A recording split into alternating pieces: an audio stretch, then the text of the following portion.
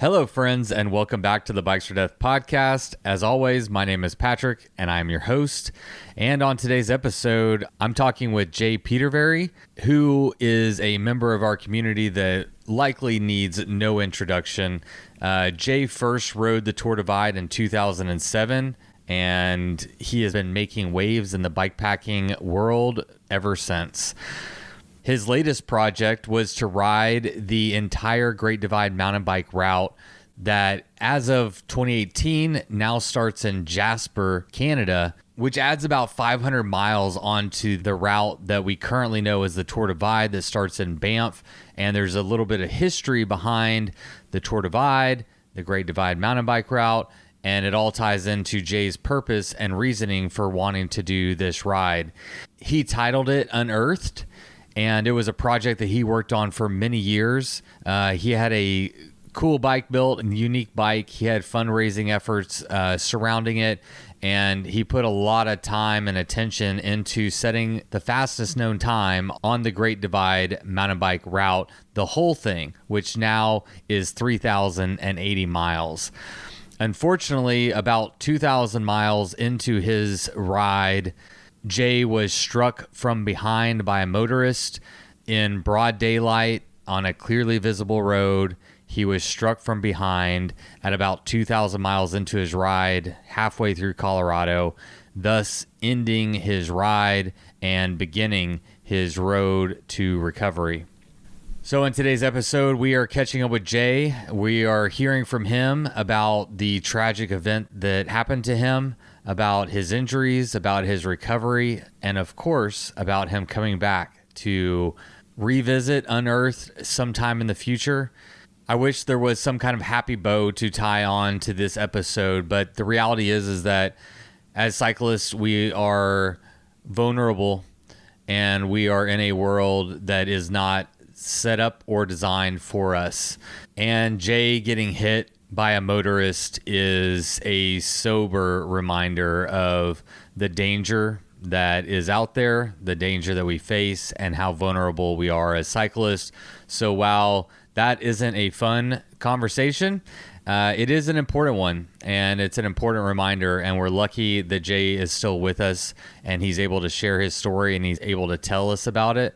And I'm really glad that he is. I absolutely enjoyed this episode. It was really nice to have him on the podcast for the first time. And I am looking forward to seeing him back on the bike as soon as possible and wishing him all the best in his recovery. Now, before we get to today's episode, let's take a moment to thank the people that made it possible, starting with our latest patron. So this week, we would like to thank Andy Field, I think. Yes, we'd like to thank Andy Field for signing up to be a sustaining member of the Bikes for Death podcast. These podcasts take a lot of work, and they're not possible without the support of this wonderful community. So if you would like to help support and produce these episodes, you can find out more over at patreon.com/Bikes for Death.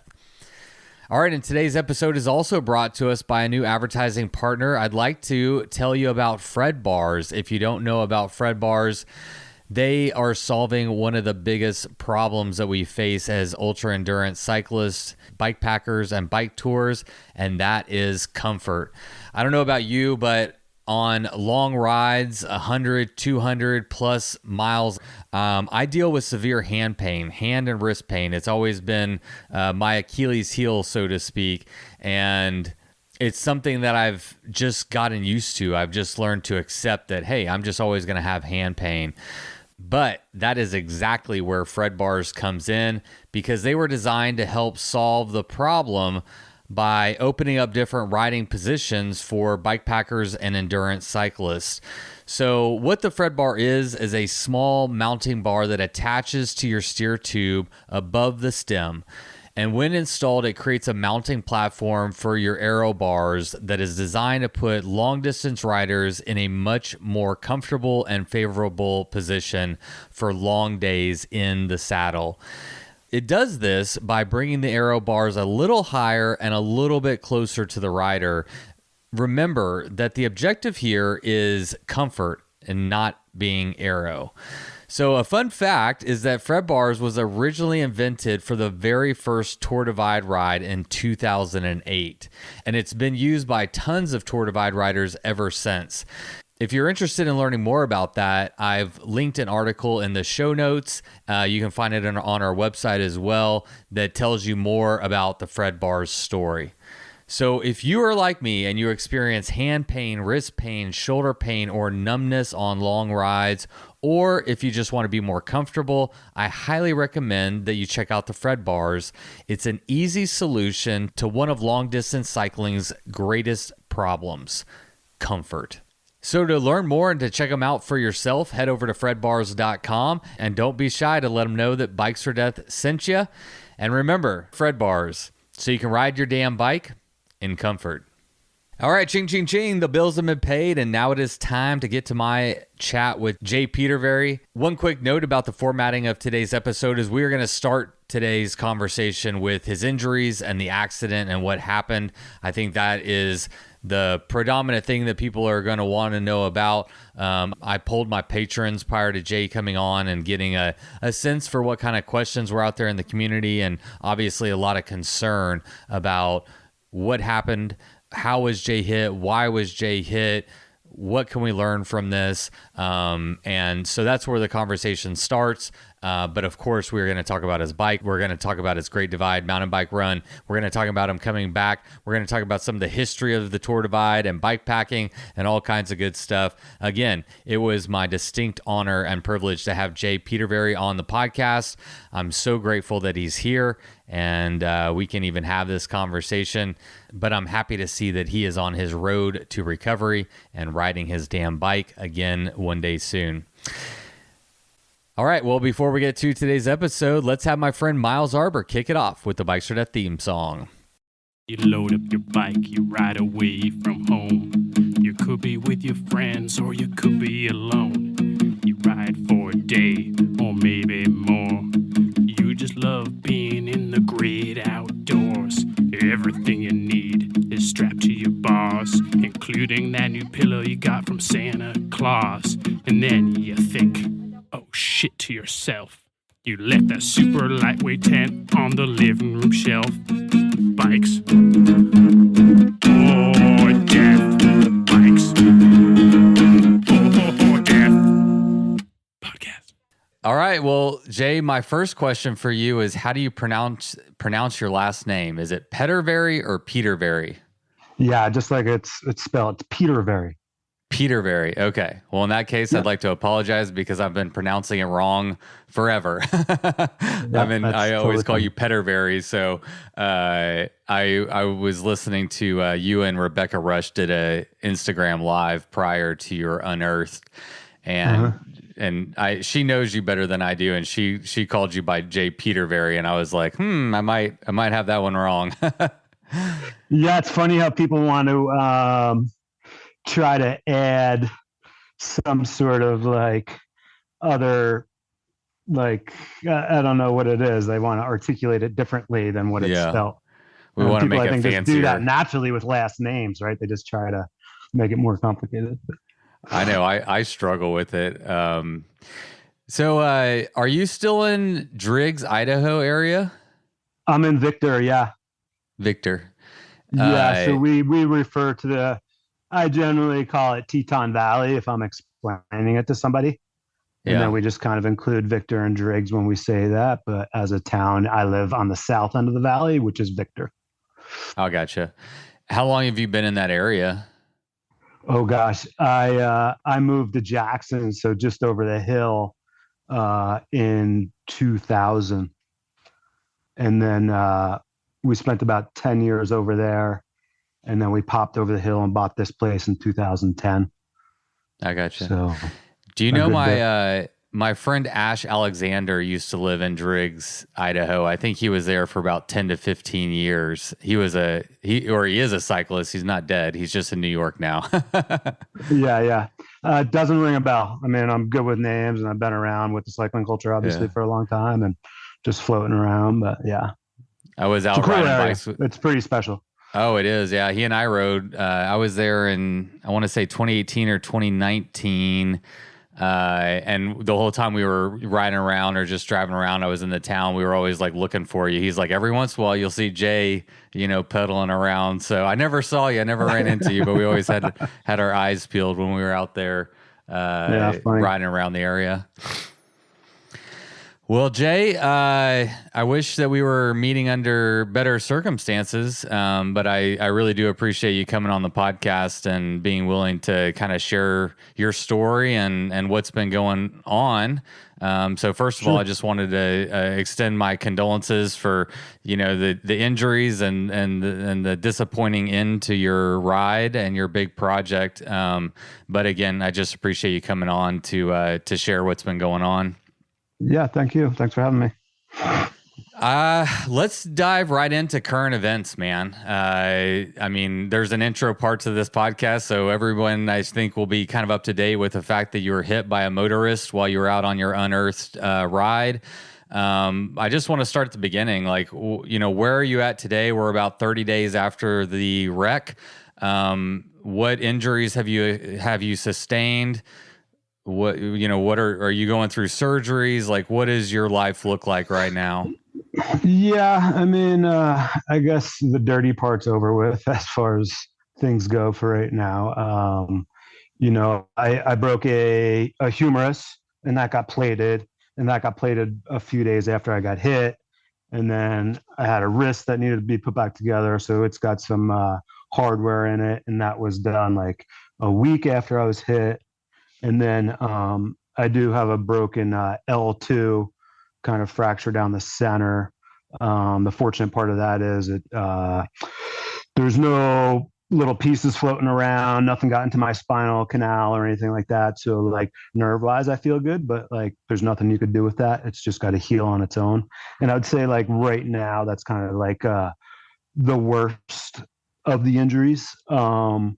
It's definitely the one that's kind of just like making it uncomfortable. I don't want to say things are still painful. Things are, pain is relative, and it's certainly that way at the beginning, but now it's just very uncomfortable. Everything is really uncomfortable, but the back is like, it's making my lower back tighten up and things like that. And sleeping is just absolutely horrible, a couple hours at a time type of thing. I just can't get comfortable. I mean, I have to wear this thing like, 7 days a week, 24/7. So just getting comfortable is kind of tough. And my energy levels are higher than they were the first couple of weeks. I was definitely like kind of bedridden, just on the couch. Body's doing its thing, and then on top of it, being on top, having painkillers and drugs and everything else, you're just kind of like you're out of it, right? So I would say I'm through all that, and like I said, my energy level's higher. So I'm walking around and just like trying to stay busy and not get frustrated. It's definitely challenging for me. I'm not one to sit still, and I have a lot of other projects going on. I'm usually doing something physical, and I can't really lift much with either arm right now. So that's kind of like, so I'm kind of just like messing around, doing some micro organizing of things that I can kind of mess around. My workshop has never been so clean, but and honestly, I'm lucky that all my injuries in theory should heal. Okay. And I've done some follow-up. So right now I'm in that follow-up phase of like post-op and getting regular x-rays, but not starting PT yet. And so I'm kind of looking forward to that step, because then I can actually start doing some movements and things. Yeah. So, it's just slow at this point. Yeah. How has, and I mean, this is kind of an ambiguous question a little bit, but how has, being an athlete, and specifically an endurance athlete that's used to dealing with hard and sustained efforts, how do you think that is helping your recovery at all? Maybe even from like a mental standpoint, but do you think that has any impact on what you're going through? Yeah, I understand there's a side of injury, especially with an athlete and a serious injury, where like, it's easy for me to get like mad if I let it. Like I can easily be like, oh, that kid, like, why did I get hit? Like, I felt I was in the safest spot. This is so seems unfair. Like, right. That's easy to go into that space if I let it. Yeah. It's easy to be like, get frustrated because like, I can't finish the remodel I'm doing. I can't do the yard work I want to do physically, and I just like to do all this stuff physically all the time. I'm just that way. And I can't even really like, I can't write right now. And so there's all these like things that it would be easy to get frustrated. And so like, I know this and I need to stay positive. And I think that goes along with like any long distance event, right? Like, racing long distance has taught me patience like never before in a big, big way. And through the years, like I wasn't always patient in long distance either, but through the years and even to this day, I gain more patience. I'm more relaxed. I look at challenges or hiccups in an event or a situation I'm in. I look at it differently and more calmly than I used to. And so I think that's helping with this and just accepting it, right? Like I've talked to a lot of people that have been injured and just people that are in this situation and just people I'm consulting with as well. And they're like, dude, like you're going to have to deal. Like it's going to get frustrating and this and that. And like, and recognizing that is one thing. And now I need to do it. And I am going through it. And like, Yeah, when it's easy people to ask say, me, right? It's easy to yeah, say, and but people are it's just, like, and people are asking like right now, like daily, and I'm like, I'm just starting to get frustrated, right? Like with like wanting to do things. But I'm close to getting to my time of starting physical therapy. Um, so yeah, I mean, I think so. yeah, In short, I think like my racing and my long distance like mental attitude, fortitude is helping with this for sure. yeah. Still not easy, challenges are challenges. And that's Yeah, just how it is. it's also interesting. I mean, there's no way to know for sure, but how much being in shape, having an active and a strong body and a strong mind will help, help from the second you got hit to, also through your recovery. Yeah, I mean, I think about those things, and I don't take my physical conditioning or my attitude or just my makeup for granted. Like I am who I am, and I feel really good about it. I work hard at what I am, and physically, and stay conditioned and things like that. And but I definitely like I think back at that accident, or even the times I was in the hospital and just like dealing with the pain. I haven't had surgery yet, but like I'm forcing myself and like making myself get up and getting my legs underneath me to like sit myself up so I could stand up. And like I think about that and I'm like, somebody with like just not as strong, not as determined, just isn't going to be doing this right now. Like I know that. And I've had other injuries in my past where like, the doctor's like, you'll be doing something in 8 to 12 weeks or something. And, I generally look at that time and I'm like, I want to cut that in half. And that's just how I am. And even when I'm with my consulting, when people for bikepacking, like people approach me and say, I want to do this event or I want to go to ITI or something. And they have like this goal of like 3 years or something. And I'm immediately like, let's cut that in half.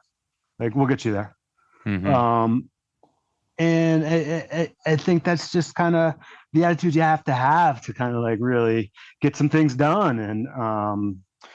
And also like kind of keep yourself accountable to a certain Yeah. level, because it's easy to kind of get like a little lax. It's easy for me to like start drinking more and hanging out.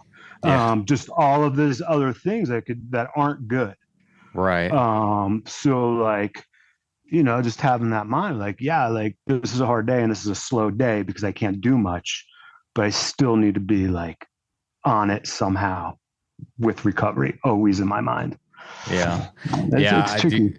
I can totally see that because I mean, it is kind of, I don't know about for you, I don't want to put words in your mouth, but having events, having, scheduled bike rides, training, those are habits that help keep us healthy, right? Mentally and physically healthy, and kind of keep us away from, drinking too many beers at night, or, it's like it keeps you in check. It keeps your diet in check. It's like I'm doing all this work and I don't want to offset it by all this negative behavior and patterns. But like in lieu of that, without that as a carrot to kind of work for, I hadn't considered that, but being, how much easier would be to slip into just negative patterns, life patterns, Yeah, or not doing things every day. I try to do things that are somewhat productive to me, and even just like looking at things and visualizing some space, because I am doing some remodel where I got to move some down. It's this time of year.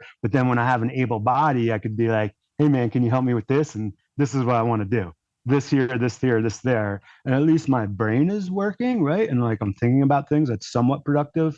I mean, I'm just starting to turn to the computer. I'm just starting to like do some planning and work on my Fat Pursuit event in camp. So like, uh, I have some things. And so at the end of the Yeah. day, it's like something, because it is, Yeah. it can go south too quickly and easily, I think.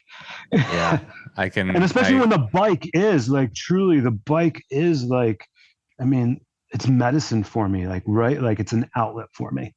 Like it's not mentally healthy for me to not ride my bike. And yeah. that's just how it is.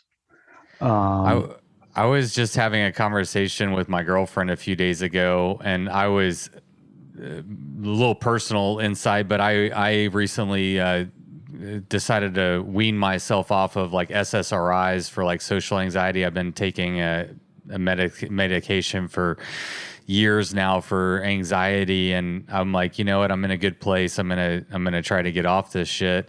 And as a result, you go through withdrawals, and they can be pretty extreme and pretty like debilitating in of themselves. And as I'm going through this process, I'm feeling like really unwell. But I know there's like a light at the end of the tunnel, so to speak. But I'm telling her, I'm like, when you feel sick, when you feel off, as somebody who gains so much value from being outside, from pushing my body, from riding bikes, to not be able to do that is, I don't even know how to articulate it, but it's challenging. It's so hard to be stuck in your body, in this body that you're used to feeling capable and confident in, and feeling kind of stuck, and like, and it doesn't feel good. It's scary. It's uncomfortable. You don't have the outlet that you normally have to pursue to help you deal with the things that, you're struggling with. So I can only imagine what, you're going through with a much more prolonged recovery ahead of you, Yeah. And that's another thing too. I can't get stuck with trying to look too far down the road. I can't look too far ahead because I don't even know what that looks like. Yeah, that's daunting. Yeah. What is that's daunting. Well, tell us what do you know about your recovery? What do you hope that looks like? What's the plan? Yeah, I mean, it's like I can't say it enough, but I'm super thankful and lucky that like all my injuries, like they're broken bones, like broken bones heal. I mean, in theory, I should be fine. Like we don't think I have like soft tissue damage. Like, I'll find out a little more with like rotator to see if I did anything there. But like, there's not a lot of suspicion there. And like, same thing with my back. Like I don't have nerve damage. So like these things should heal. And like bones typically heal. Like any doctor's going to say, okay, 12 weeks, you should be back to doing things. So, where does that put me? Like I would, hopefully in December, like I'm doing some like decent physical work, whether that's at the gym or whatever. But like, yeah, I want to be skiing this winter for sure. And I will. So yeah, I mean, and I'm saying that now, hoping like nothing develops with my back and things like that. Just being optimistic, but like, that's kind of how bones work, so I just have to look at it that way and just like, okay, hopefully there's no soft tissue damage and the bones will heal. 3 months later, I should be skiing and riding bikes and riding winter bikes. Yeah. I don't know. What is, I mean, I'm not a medical person. What is soft tissue damage? Like, how specifically would that impact your ability to recover? Yeah, so broken bones are easy. Like we can look them up with X-rays and CT scans, and like that's what sees like the bones. We could see like their positioning and they're cracked and this and that. So we fix that. So when we talk about soft tissue damage, we're talking about like maybe ligaments torn, stretched, or things like that, muscle damage. Like we can't see that stuff in an X-ray, but we can see that in an MRI. And in general, general practices, like there's going to be signs of like soft tissue damage, meaning like you can't move your arm at all, or there's nerve damage. So then they want to see MRI, and then we can look at kind of soft tissue stuff. But it's also like, it's like you got to put the horse before the cart, right? So like before we can even consider soft tissue damage, we really need to get the bone to heal. Mm-hmm. Because then once the bone's healed, then we could start PT and start moving properly. Like right now, I'm not even allowed to move my wrist. So I don't know, like we're not even messing with ligaments yet. So we wait for those things. And that's like kind of the process of it. So it's like, yeah, they have some good intel just by the way you're moving and what you're doing, but you don't know until the bones are healed. Now you start the movements. And so it's a little bit of a limbo and a question for sure. But all things lead to like, yeah, Jay, like you're going to be okay. Like when they looked at my back, they're like, yeah, dude, like you broke your back, but like, it's probably like maybe the best break you can have, if that means anything. It means something. I mean, at this stage, at this stage, you're like, well, I wish I didn't get hit by a kid on the car, but since I did, I'm glad that I'm going to heal. I guess. Yeah. I'm curious how you're handling the doctor's orders. So, I mean, let's talk about recovery, because like, I assume there's a couple things at play here. One, you want to, speed up that process as fast as possible and recover as fast as possible. I have to assume the other side of that is you want to recover as well as possible, which means taking care of your body, maybe listening to your doctors. How are you managing that balance of listening to your doctors, not pushing it too hard, but also trying to recover as fast as possible? Yeah, so I certainly will listen to a doctor. And I like to, I'll listen to anybody and everyone, and just however I digest that and take that is up to me. Sure. And I also know like every individual is completely different. And I also know when a doctor's delivering information, they're kind of giving you almost worst case scenario. And so, and I also know a lot of times when they're like kind of giving you something, it's like, yeah, dude, wear that because you need to protect yourself, because you can't have an accident.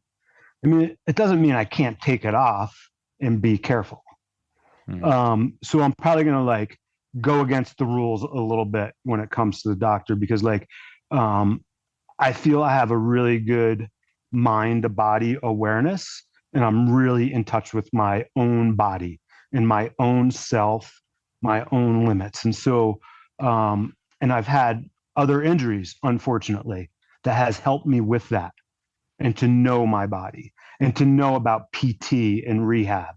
And like, there's a difference between like feeling uncomfortable and pain. Like, you don't want to do PT to the point where it's painful. Right. But you could do it. So it's going to be uncomfortable.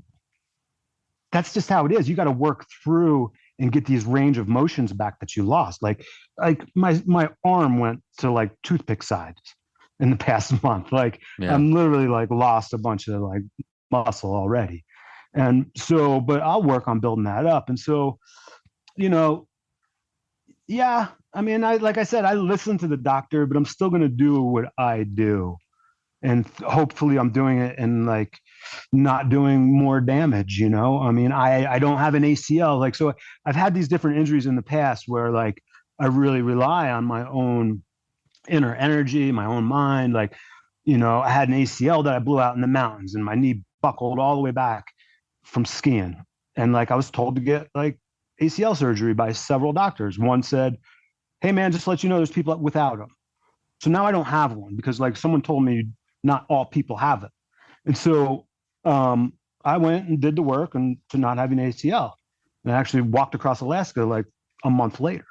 And I did the same thing with like my ankle. And I've also had surgeries. So like I've come out of those from doctor's orders. And that's just experience stuff and really me knowing myself and not being scared of these certain situations or feelings.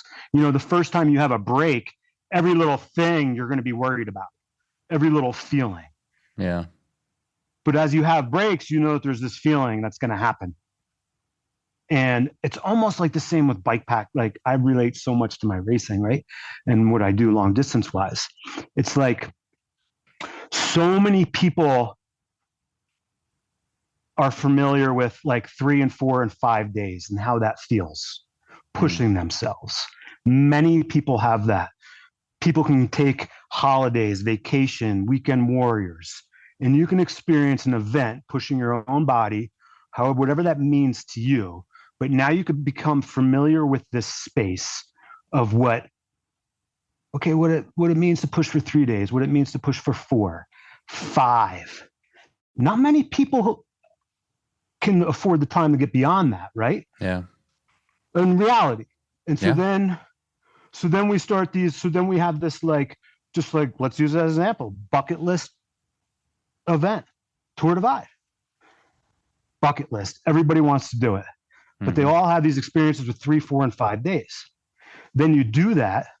Now all of a sudden, your body is doing something different on 6, 7, and 8 that you're just unfamiliar with. You're nervous about it. You're scared about it. You don't know how to deal with it. You don't know how to back off.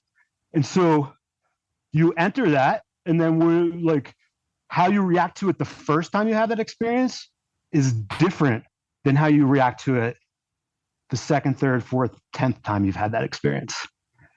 And that's the same thing with like me going through my injuries. I've had some experience, familiar with these feelings. It's not friggin' great, but it is what it is. So now how do you get through it?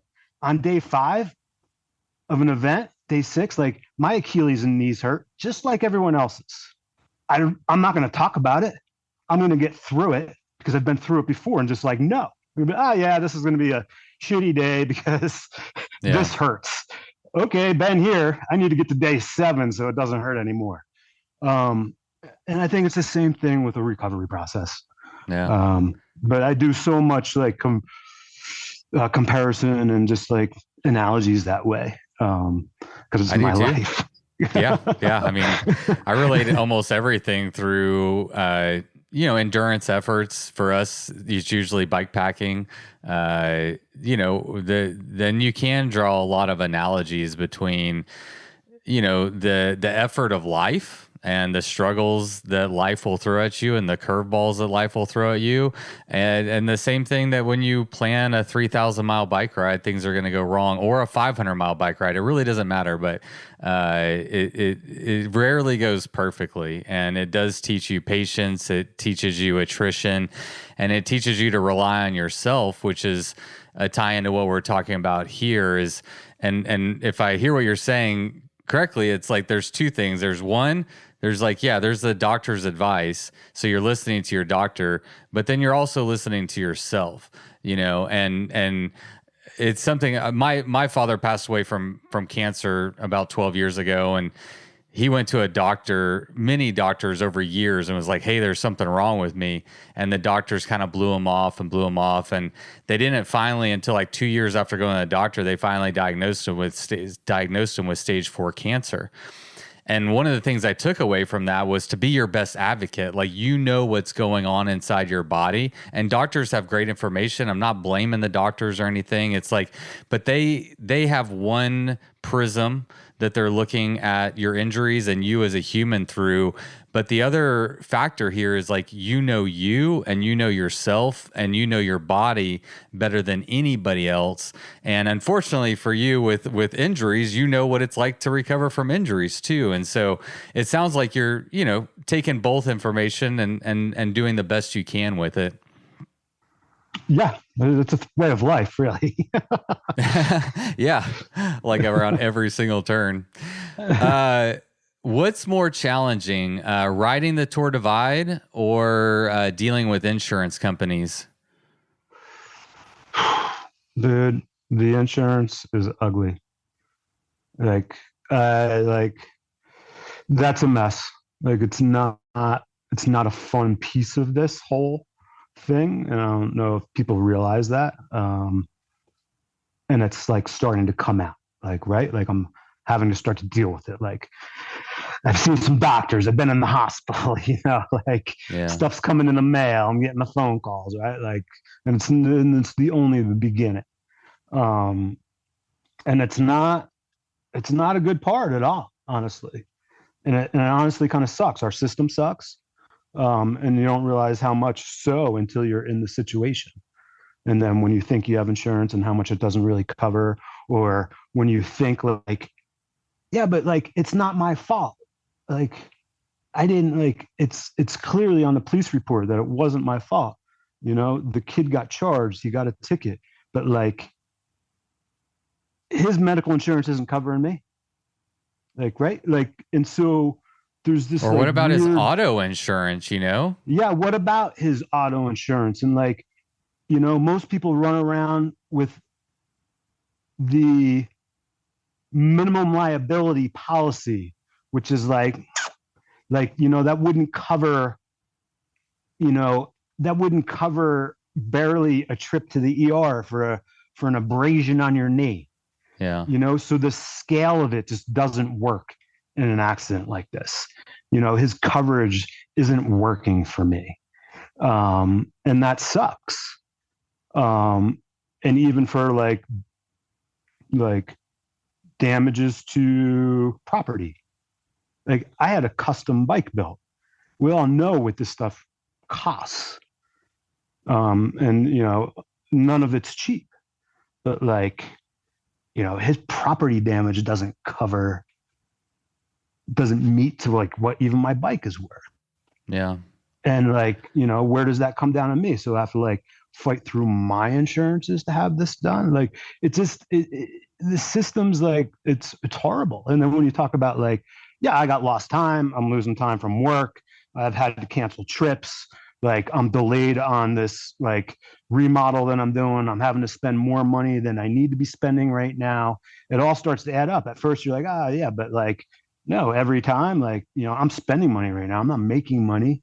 And like just the whole thing of it, all the logistics, all that stuff starts to add up. And it's like, it's a bummer. I mean, because like the person at fault isn't really going to have anything to deal with, honestly. I'll have to deal with all this, but the kid deals with nothing. And it's super frustrating. And that's where I can start to get frustrated and mad and angry and like, like, is there any even compensation for this? Like, is my back gonna be injured forever?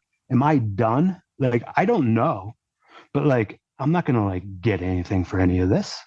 Like, it's a bummer. Like, and like, I can't like go off and talk too much about it. And of course, I've had to hire an attorney because it's a mess and all that stuff. Like, this is not a fun part for me. Like, I didn't want to do this. I don't want to be doing this. Like, no.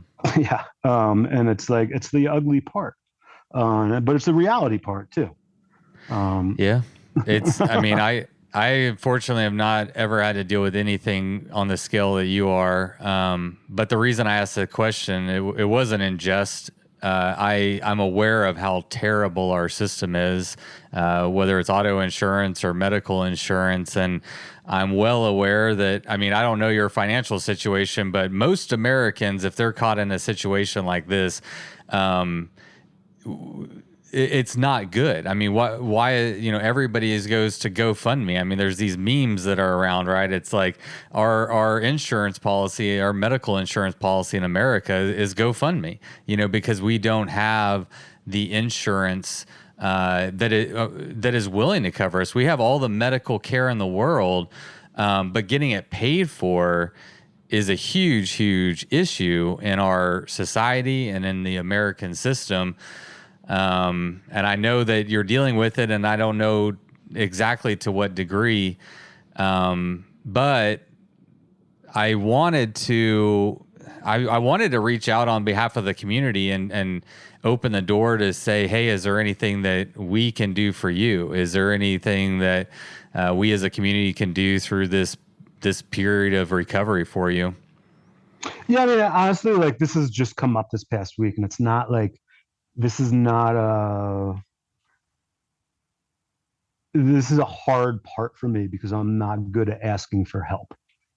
One, I'm not good at asking for help in general. And I'm certainly not good for asking for, like, when it comes to financial. Like, call me a little old school, if you will. Like, I've been going to the bank for years and borrowing money. Like, it's just how it is. Like, I've opened up businesses and I go to the bank and, like, whatever. Like, that's just how it is. And I've never really understood these different platforms for raising money, honestly.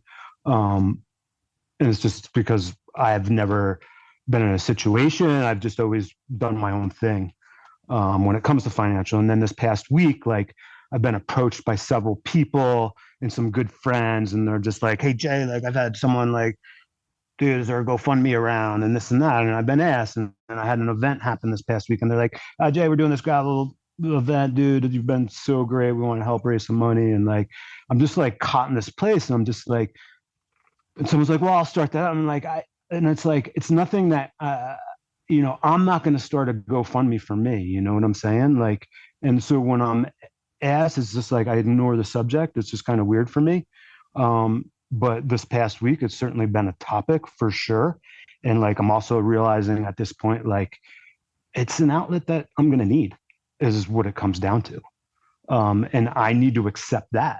I mean, besides being, like, accepting, like, that this kid just, like, ran me over and, like, really changed my life. Like, now I need to accept, like, yep, I can't do all the chores at my house. I can't finish my building projects. I can't even, like, think about work because I'm so distracted and, like, okay, what's next? I got to take care of myself.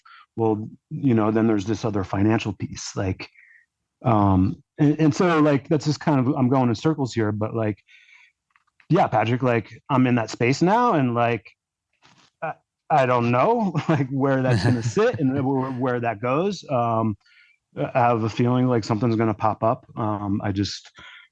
It's like I said, I'm not comfortable asking for help that way. And like, I'm not going to, like, be the one that, like, initiates it. Initiates. Exactly. Yeah. I totally relate to that. I think most people relate to that. I hope especially in this space of solo self-supported, right? Like, I don't think any of us are too quick to pick up the phone and ask for help. One thought I had as you were speaking is, like, I was thinking about the other things that we accept as cyclists that we have no control over. And one of them is the infrastructure, cycling infrastructure, the lack thereof, laws to protect cyclists, laws to punish motorists for hitting cyclists. And these are all, like, as I talk about them on the podcast, like, there's these things that we just have to accept. This is the world we live in. And as I'm listening to you, I'm thinking about, like, yes, I hear what you're saying, but also, yes, you were doing what you loved in a world and a system that was set up not by you, and the insurance stuff isn't your fault. Like, you really are 100% a victim here on every single level. And asking for help is never fun, but also like, it's not like you put yourself in this position. You didn't go out and do something reckless. You didn't, I don't know. You didn't do anything wrong is what I'm saying, you know? And so it is hard to see like you having to carry the brunt of everything when you're only a victim of circumstance and a system that we all live in. We could all be Jay Petervary or Petervary. I see I did it again. But we could. We're all cyclists. We're all vulnerable. Any one of us could get hit by a car and be in your exact same position. And so I very much relate to what you're saying, being I'm 43, I'm a little bit older, and I'm a little old school too. And I couldn't imagine, you know, I grew up in a generation like my mommy and daddy didn't give me a penny. You know, they kicked me out of the house at 17. They're like, good luck, buddy. I hope you land on your feet, you know, and you got to figure it out, man. There's no golden parachute. There's no bailout. There's no get out of free jail card. So I understand your struggle. I understand what you're going through, but I can tell you as a member of the community, and I think I speak for many of us, I'm sure a lot of us would like to help, you on your path to recovery. And it's just like a small thing that we can do to help, you know, and the same way. And I think in some ways we do it for us, right? Because like we see us and you, and whenever a member of our community is struggling, I think this community does a very good job of like trying to help and step in. And I'll echo what other people have said. You've done a lot. You've given a lot to this sport and this community. And so wherever you land on that is up to you, but that's my 2 cents. Yeah, no, thanks. I appreciate it for sure. Like I said, it's just like, it's hitting home. It's a current topic. Yeah. But all right, well, we'll see where. Yeah, you know, and it's like the other side to it too. Like you were just starting to mention, like the infrastructure and all that, and the safety, and like, you know, I'm not necessarily done with the project either, you know, and I don't know what it's going to be moving forward. You know, I can't just kind of abandon the ride and the project in general, and I don't know what that means. Like, you know, there were so many moving pieces with the project. And a lot of them had me really excited, whether it was like, you know, the new idea behind the bike and the setup, and that's always super interesting to me. But then, you know, the sharing the film component with being it self shot, and bringing out all this history of the route and the people out there, and ACA, Adventure Cycling Association, like all that was super meaningful. And then being involved with the Be Good Foundation and raising like a bunch of money for scholarships to give away. And that's still like, you know, that's like something we need to do a call out for now, is like for applicants to apply. You know, we raised well over $10,000. And so that money is just like being given away for scholarships, and we want people to apply. We're like, it doesn't matter whether it's like you want to achieve a backyard ride or go to an event, or, you know, sky's the limit. It could be as small or as big as doing something as the Great Divide Route or whatever, and we can help with that, whether it's like a financial with equipment or travel or whatever it is. So, you know, and that we got to kind of close up. That's part of the project, right? Like, but the fundraising's kind of like dwindling down. We're closing at the end of this month, and then we're taking the applications, and then we want to give that money away in the next, you know, month or so. So that's a piece of it, but it's coming to an end. But like, I still don't find closure in the project. And so it's like, I don't know what this is going to be, like I was saying earlier, for next year, but I'm already excited about building a new bike. I'm going to get another frame. I already have some things I'm working on to change it, because that's my fun time and space. And then just to kind of, I don't know, but this accident is certainly making me think about like, well, maybe this is another opportunity to raise awareness for something else. And maybe it is like some sort of bike safety, and like, you know, pay attention. And like, I'm not saying like we don't know what this kid was distracted with. Obviously there was some sort of negligence there, but like, whether it's like, I don't know, was he on his phone? Like certainly that's a big problem today with drivers. And maybe I can like, I don't know, I'm just kind of going on a tangent here, but like, in general, I'm not done with the project and I don't know what it's going to lead to, but I would love to like continue on and bring awareness to something else that's bigger and greater than anything else. Yeah, no, absolutely. Um, let's have you like talk us through the accident. I know from reading that you were conscious the entire time. Yeah, for sure. And I reached out to my patrons and asked them to, to send in their questions for you. And yeah, I think the overriding question here is what happened and what can we learn from this, if anything. But I want to give you the platform to take us through that day, take us through those moments. What happened? Yeah, sure. Actually, I was having a great day. I woke up at the bottom of Boris Pass in Breckenridge that morning. I just had a big day cutting through Colorado. Actually, I finished up late, get to a hotel at like 2 a.m. or something, but it was right at the base of Boris Pass, and I waited for the continental breakfast to open and just kind of destroyed that. It was kind of actually a little fancy of a place for me for a Divide hotel, but it worked out well. And so I had that. I climbed Boris Pass. I get to the top. It's like splitter day. It's classic Colorado. It's like one of the better days. I was being challenged pretty good for the 2 weeks I was out there, but that day was gorgeous. Get to the top, just kind of like doing some self documenting and changing some clothes because I'm on top of the pass. And then actually Eddie Clark comes pulling up, classic, he was going to do some shots and things. And so he actually leapfrogged me down into Como, which was about 30 miles away. And so basically just a big descent and awesome. And like in that terrain, once you pop over Boris Pass and then go down, you enter kind of like this big, I guess I don't know, it wouldn't be a valley, but it's like kind of a big high desert area. It's like sagebrush. It's super windy. It can generally be windy. It's big views, big line of sight because there's not big trees. Like I said, it's all sage land, and then surrounded by mountains, but views and fast moving terrain in general. I really like this area. And then get down to Hartzell, which is just like basically it's a cafe and a gas station stop. And that's Hartzell, the town, right? And it's actually on 24, so a major highway. People that have ridden the route will argue and say that 24 is absolutely a dangerous road to be on, which it is. It has since now you're not on it quite as long. You used to be on it for about 4 miles. And it's like definitely like it's a sketchy road to be on, for sure. And so nowadays you're on it for like barely maybe a half a mile, and they kind of have you skeeter around, which is nice. It was the first time I rode it that year, and I was like, this is kind of nice. I'm glad this is off this road for a change, And obviously I've ridden it in the past, like I know the route.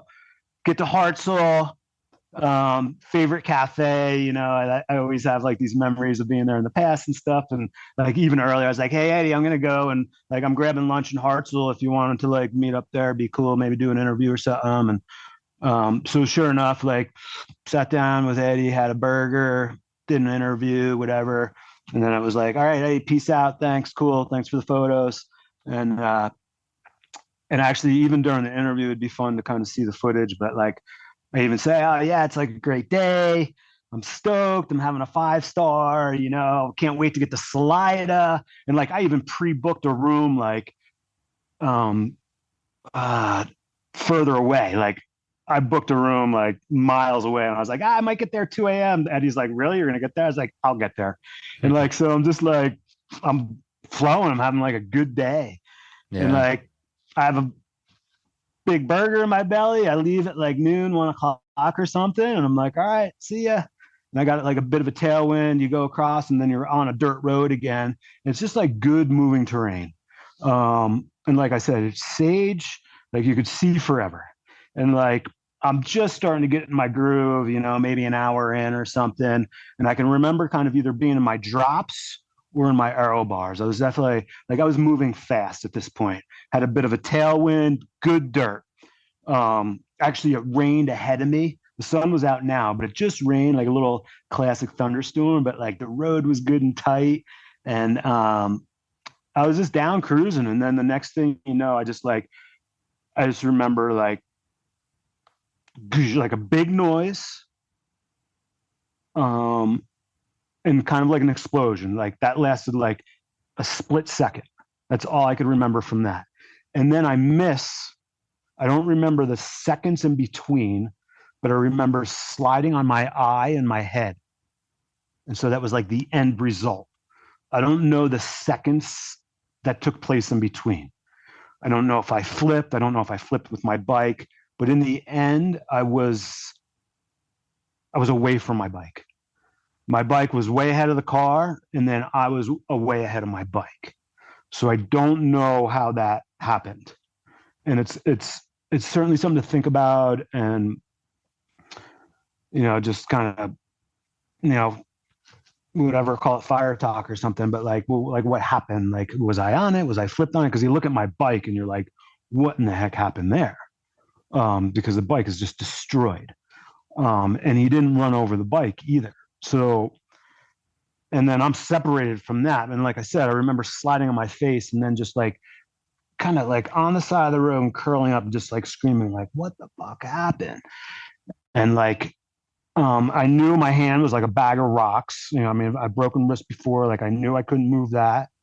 My eye was already puffed shut. It was packed with gravel. I couldn't see. The very first thing I thought was like, wow, I'm losing an eye. That's literally what I first thought.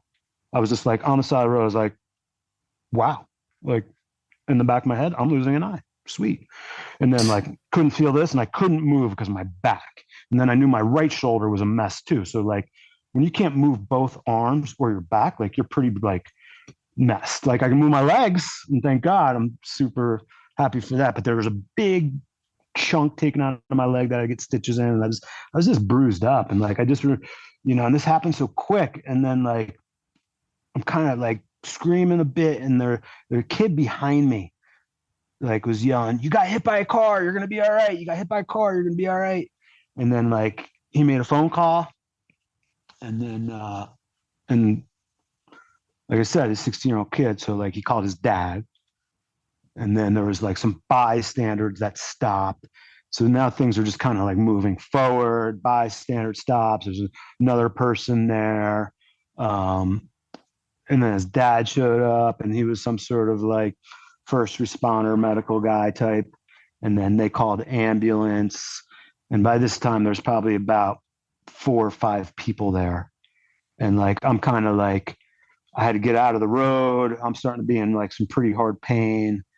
They put me in the back of the car. I start being very adamant about like, I need everything. I need everything. You need to gather all my belongings. I was being pretty loud and demanding that I needed everything. And people look around because I was like, you guys don't understand. Like, I'm not from here. I don't live here. This is all I have. I've been on the road for 2 weeks. I need all my equipment and clothes and everything. They're like, well, that bike is pretty messy. I was like, I want everything. And so the one bystander guy kind of like gathered my stuff. I seen my pack. And then I was being like adamant even about my GoPro. And like, I seen all this stuff like down at my feet. And I was like, okay. And somebody was taking some pictures and taking some phone numbers and stuff. And then I just finally got moved into the ambulance, and like everything made it. Unfortunately, like my GoPro never made it. We kind of combed through the ambulance. I went to all like lost and found and ambulance and calling up the firehouse because they took my bike away. And but anyway, so they rolled me to Colorado Springs Memorial Hospital, so just like a level 1 style emergency. And then, on the way to the hospital, like now I'm in good hands. I'm in the ambulance. They started giving me some like painkiller. I was pretty messed up. And then I kind of asked one of them to kind of dial my wife. And I was able to kind of like from there, just like let Tracy know. I didn't know. I just knew I needed to let somebody know, and I needed to let my wife know. And I wasn't going to let her know while I was on the side of the road, just sitting there. So when I was in the ambulance, at least she knew I was in some sort of safety. And I just had them call, and immediately I was just like, first things first, Trace, like, I'm alive and talking, but I'm not all right. And I was just like, I got fucking plowed over. I'm pretty messed up. And then I have some friends out that way that were notified. And actually, one of my good friends, Derek, he was at the hospital before I was even there. And then they just kind of take you through the loops, man. It's like going through the ER room's kind of a mess, man. They're just like pulling on you, poking you, sending you through CT scans. And they had to straighten out my wrist like old school style before they could even do anything. That was like super weird. And yeah, it was just like, it happens all so fast, and it's super intense, man. Like, whoa. And then like the next day I'm in the hospital, like waking up or whatever, and being discussed. You got this broke, that broke. You need to have this done and this. And they didn't feed me because we were waiting on surgery. And I'm already like in a huge deficit from riding 2 weeks, like pushing limits. I'm already light and like losing weight. And I was like starving. And then it was like, finally they're like, okay, no surgery. And I was like, are you kidding me? Like, you strung me out for this long? And then like, so my buddy's in there, and he like ordered me like 3 cheeseburgers and French fries. And like, I'm just sitting there. But what's crazy is like the food came, and I was like, dude, like I can't feed myself. Like literally, like I couldn't move my arm. And I was like, this is a reality. Like I literally can't raise a hand to my mouth. I was like, Derek, you got to feed me, dude. And like, this was nuts. And like, I was just like, that hit home pretty hard, you know? And like, what's crazy is the next day I had my humerus pinned and fixed. And like right after surgery, I was like almost able to get it to my mouth. And that's like pretty crazy. Like the difference, you know, like go through surgery, put the plate in there, and like screws, like 2 hours later, I'm almost moving again. 24 hours later, I was feeding myself. And so I was like, whoa, okay. And like the big thing is too, like you can laugh at this stuff, but like a big thing is like being able to like take care of yourself and wipe yourself, right? Like, so like, you know, feeding's one thing, but like doing that's like another. Like you don't want to ask someone to do that. Like it's kind of a nightmare of humans, right? But yeah, it was like it's still really all surreal. And going to pick up my bike afterwards was like, whoa, that was an emotional moment for sure. And then even today, like, I think I had somebody visit me the other day, and I'm kind of in my man cave here office, and the bike is here and it's a mess. And the first thing he looks at, he's like, dude, are you going to put that thing away? He's like, when are you like, put that thing away? And like the whole time he was here, he just was like, do you need help? Do you have a box? You're going to put that thing away? And like, and I just wasn't ready to let it go, I guess, or something. And like, he's right. It's like, I just need to get that thing on my site at this point. You know, because of what it represents. Put it away. Yeah, exactly. Yeah. What did the kid say? What did he have a reason? Was he apologetic? Was he like, did he explain from his point of view what happened? Why did he hit you? How did he hit you? Because I think you described it, but I looked on track leaders, and from what I can tell, like you said, sagebrush. It looked like the road was straight. It looked like visibility was totally fine. This is the horror of what we're talking about. Is like, this is the part that's scary. Is like, this could be anybody riding on a random dirt road with good visibility, who's got decades worth of experience riding their bike safely. Smash.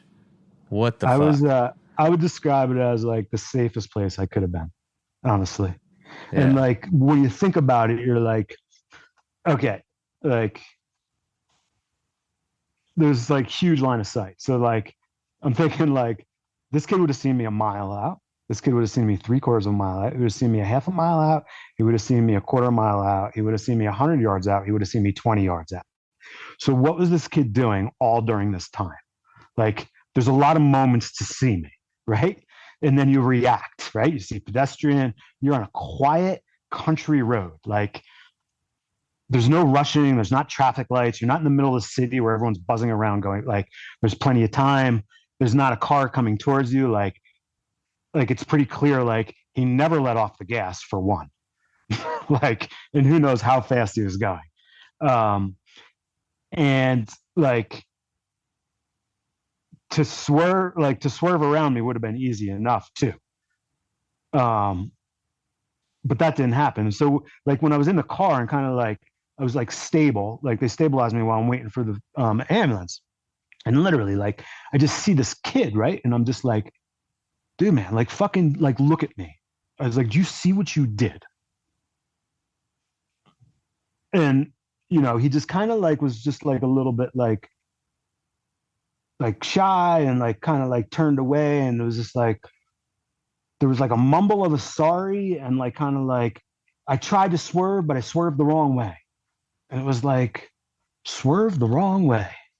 Okay. Like, fuck. I don't even know what to say or do at that point. Like, I'm just trying to like, I mean, and I can't like make an excuse for the kid either. Like, what's it, your frontal lobe's not that developed? Like, I mean, I know that's an issue and stuff, but I'm not going to blame it on that. Like, fuck, like you fucking plowed me over, dude. Yeah. Yeah, your frontal lobes don't impact your eyesight or your ability to swerve left or right, Or just slow down. Like, or slow down. like, Yeah. like, A lot of options there. Yeah. So it's like, so like there wasn't a lot of reaction from him. I haven't heard any correspondence. I don't suspect I will. The kid will get a slap on the wrist and probably lose his license 6 to a year for careless driving. And that's about it. And that's how our system works. And I got to deal with like a pile of stuff between like being hurt, don't know if I'm going to be hurt down the road, disruption in life. Like, and then you think about like, it gets ugly, man. Like, I have a wife here, that's taking care of me and like disrupting. It's unfair to her. Like she's got to go on bike ride. Like, oh yeah, it sucked. Like, Jay, I wanted you to go for a bike ride today with me. Like, I can't do that right now. Besides everything else. And she's tough and she's awesome and all that stuff. But like, everything that it affects and just the compound effects of everything it's pretty insane. Yeah, the system that we have as it relates to the relationship between cyclist and motorist is horrific at best. And we're just lucky that we can sit here and have a conversation with you. Because a lot of times what's happening is we're having these conversations about, so and X, Y, and Z, other people who have died, and you see that people get off with a slap on the wrist. Sometimes there's not even a ticket. Your guy got a ticket. He might lose his license for a couple of months, and it just, I think there's no happy bow here. There's not a happy, hey, guess what we learned, and we can all like come together as a community and feel good and move forward, and this is what we got to do.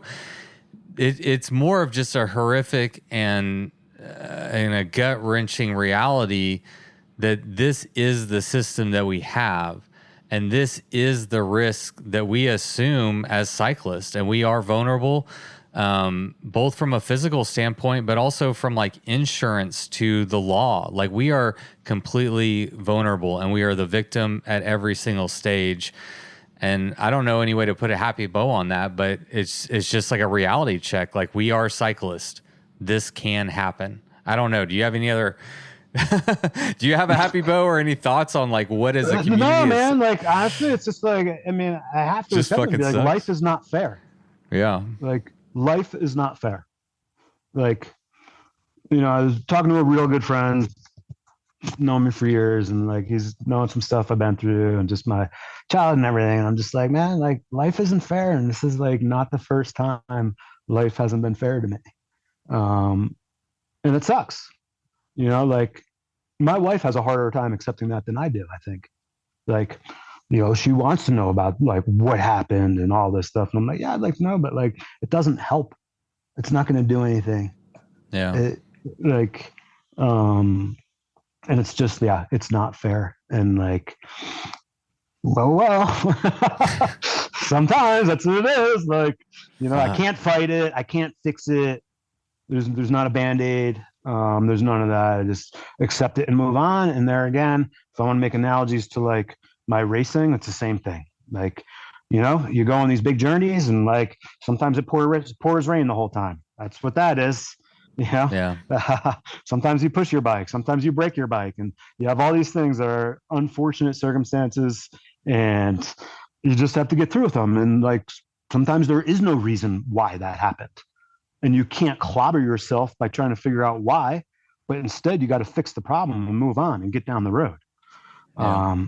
And that's all I could do right now is just like, I just have to get down the road and okay, 3 months from Yeah. now, that's going to be better than now. 6 months from now is going to be better than now. Um, give myself some carrots and small goals and things like that, the basic stuff. Yeah.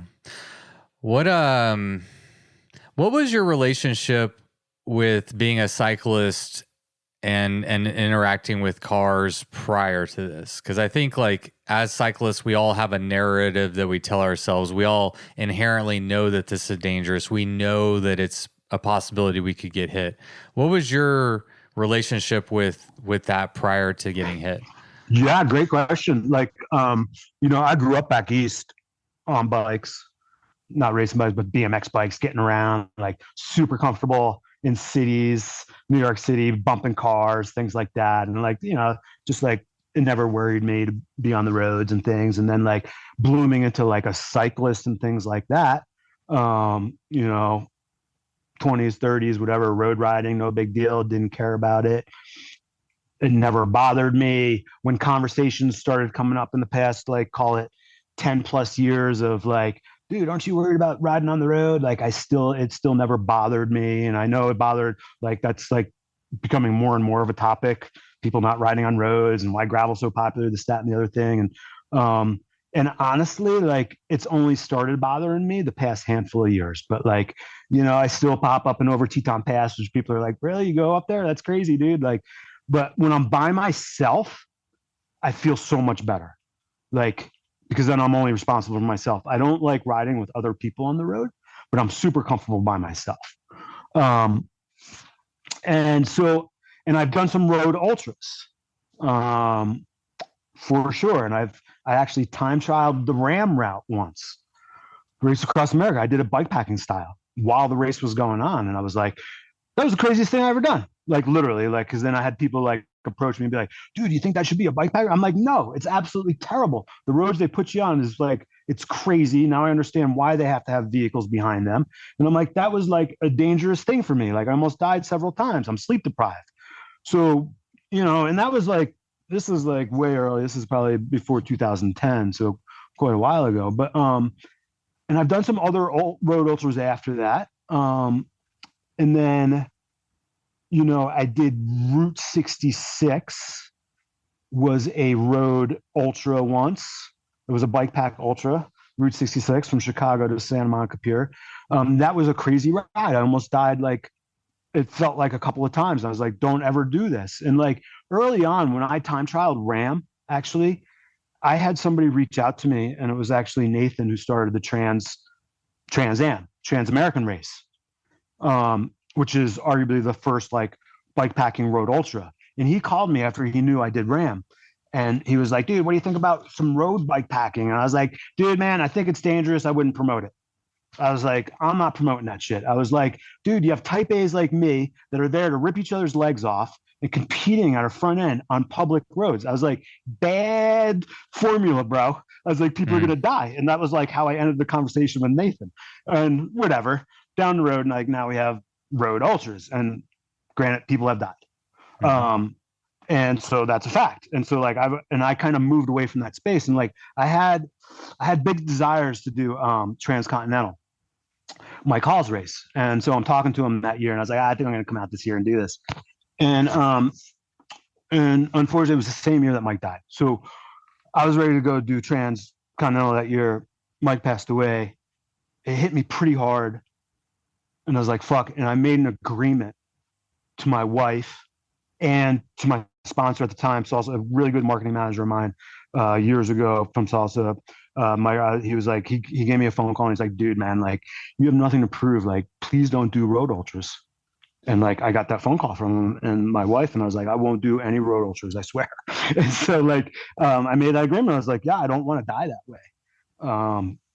And I also been the person that's like, I'm probably going to die on a bike because of the amount of time I spend on a bike. Like, right. There's ratios there. Like, and I live in the mountains, and like, I know people that ski backcountry every single day, and like, your chances go up. And I've had friends die in the mountains that way. And so like, I'm not afraid to like face that either. Like, Jay, if you spend all this time on the road, like chances are like you might end up going that way. But anyway, that's a weird thought, but I'm also not afraid to face that kind of stuff and just talk about it. But anyway, so through the years I've been comfortable, but I've also said I'm not going to do this. So I'm pretty comfortable on the road. And I also used to be that person that like wouldn't use a rear light because I didn't want people seeing me, my competitors, and like just weird stuff. And now I'm like the guy that uses like several lights, wants to have reflective like stuff on my bike. Like it's changed for sure. Like my safety on the road has gone up. My conscious has like, it's definitely plugging in more. I don't know if it's just like because I've gotten older and I'm not quite, I value my life more. And like, when you're younger, you think you're indestructible. And like, those are definitely my hardcore racing days as well. But, so comfortable in general with being on road systems. And I think I practice pretty good etiquette as well. Like I'm definitely like the person that's like on the road, always telling like my buddy, hey, get over, things like that. I'm just like very conscious of that. And I'm not one that like drifts down, only stares at my wheel. I actually teach people to look around, like enjoy your surroundings. It's another way to enjoy your ride, besides being safe. I don't use earbuds because like, I don't like taking one of my important senses away from like what I'm doing. And so it's the reason I don't wear earbuds. So I don't know. I've always felt comfortable. And like now, like honestly, like, yeah, I've thought about like, how am I going to feel now getting on that bike? That's the next question. Am I going to be going like this every 10 minutes and looking behind me?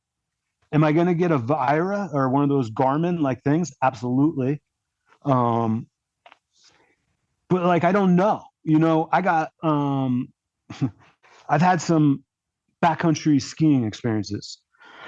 Like I've been caught in an avalanche before. I've been buried up to my chest, and like, I've just had some different accidents in the mountains. And like, after that time that I got buried, like for years, especially skiing by myself, I was constantly looking back, just like looking uphill, like just worried about that snow.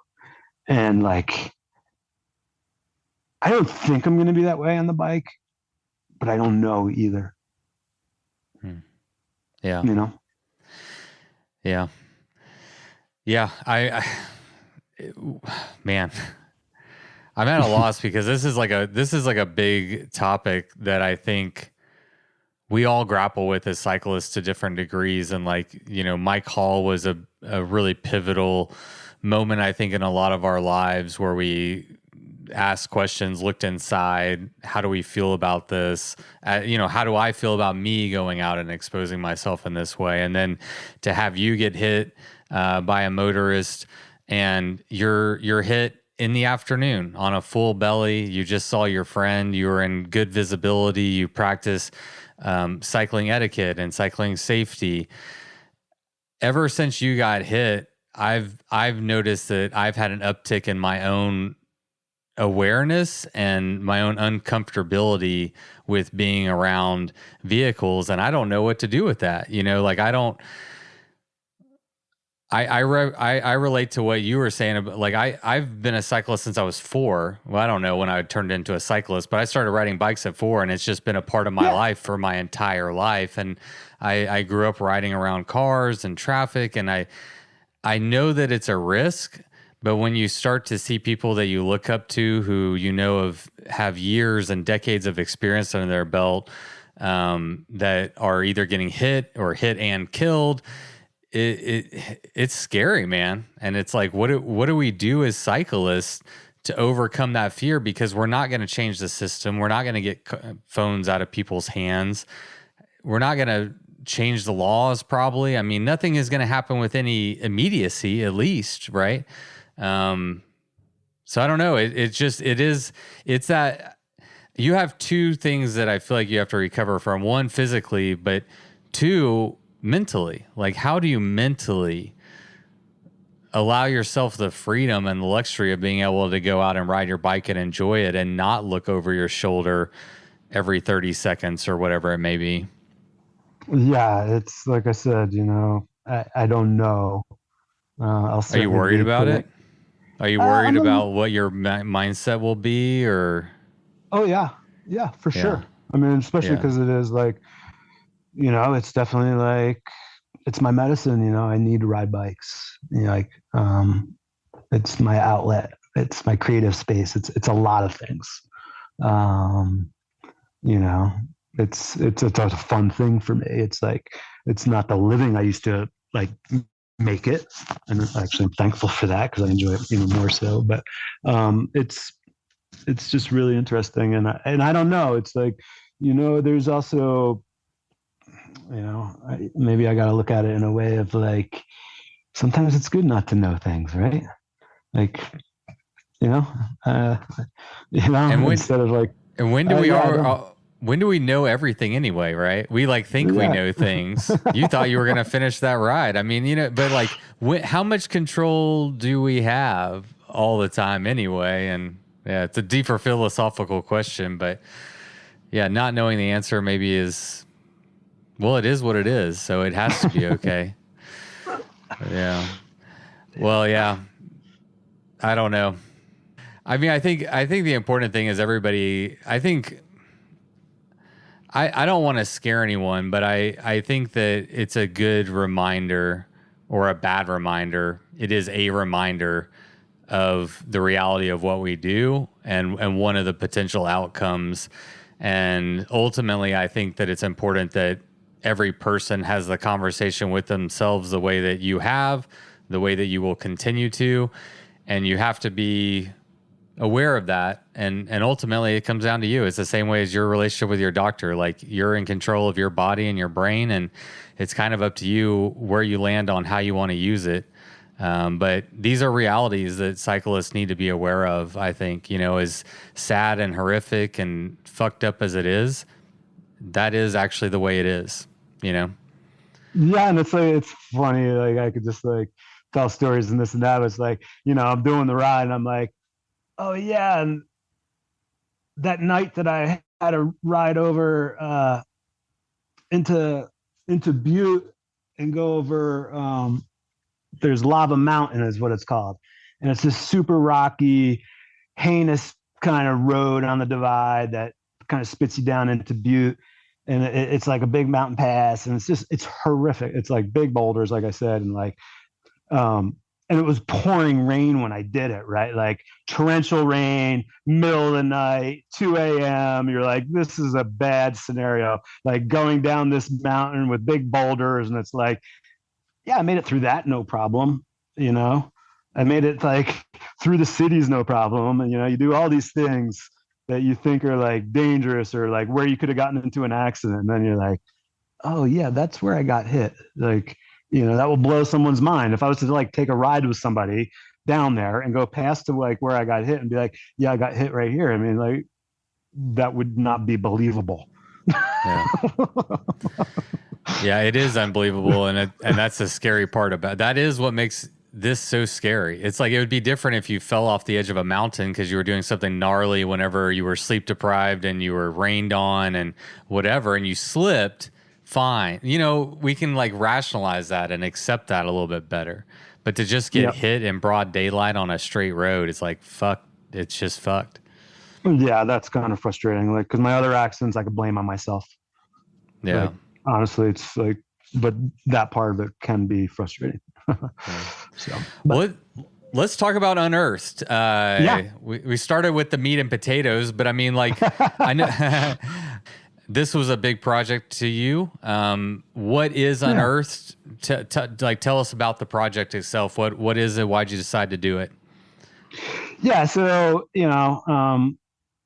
I'm no stranger to the Great Divide mountain bike route. Obviously, I mean I've been riding it since 2007. So I've raced it 7 times, ridden it on a tandem. I've ridden it on different bikes, and I live 30 miles from the route.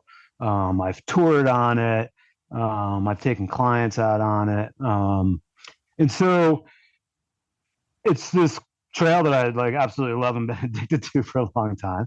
And then there's a piece to it like I like to test equipment and different ideas and different strategies. And so I was really interested in bringing a long wheelbase bike down the route, a mid-tail bike, if you will. And so it really stems from that. You know, several years ago, I rode a mid-tail bike across Alaska, and I just learned all these little nuances with the bike and just like the positives about the bike that I seen. And so then I just got like really curious. I was like, this would be fun to do in the summer.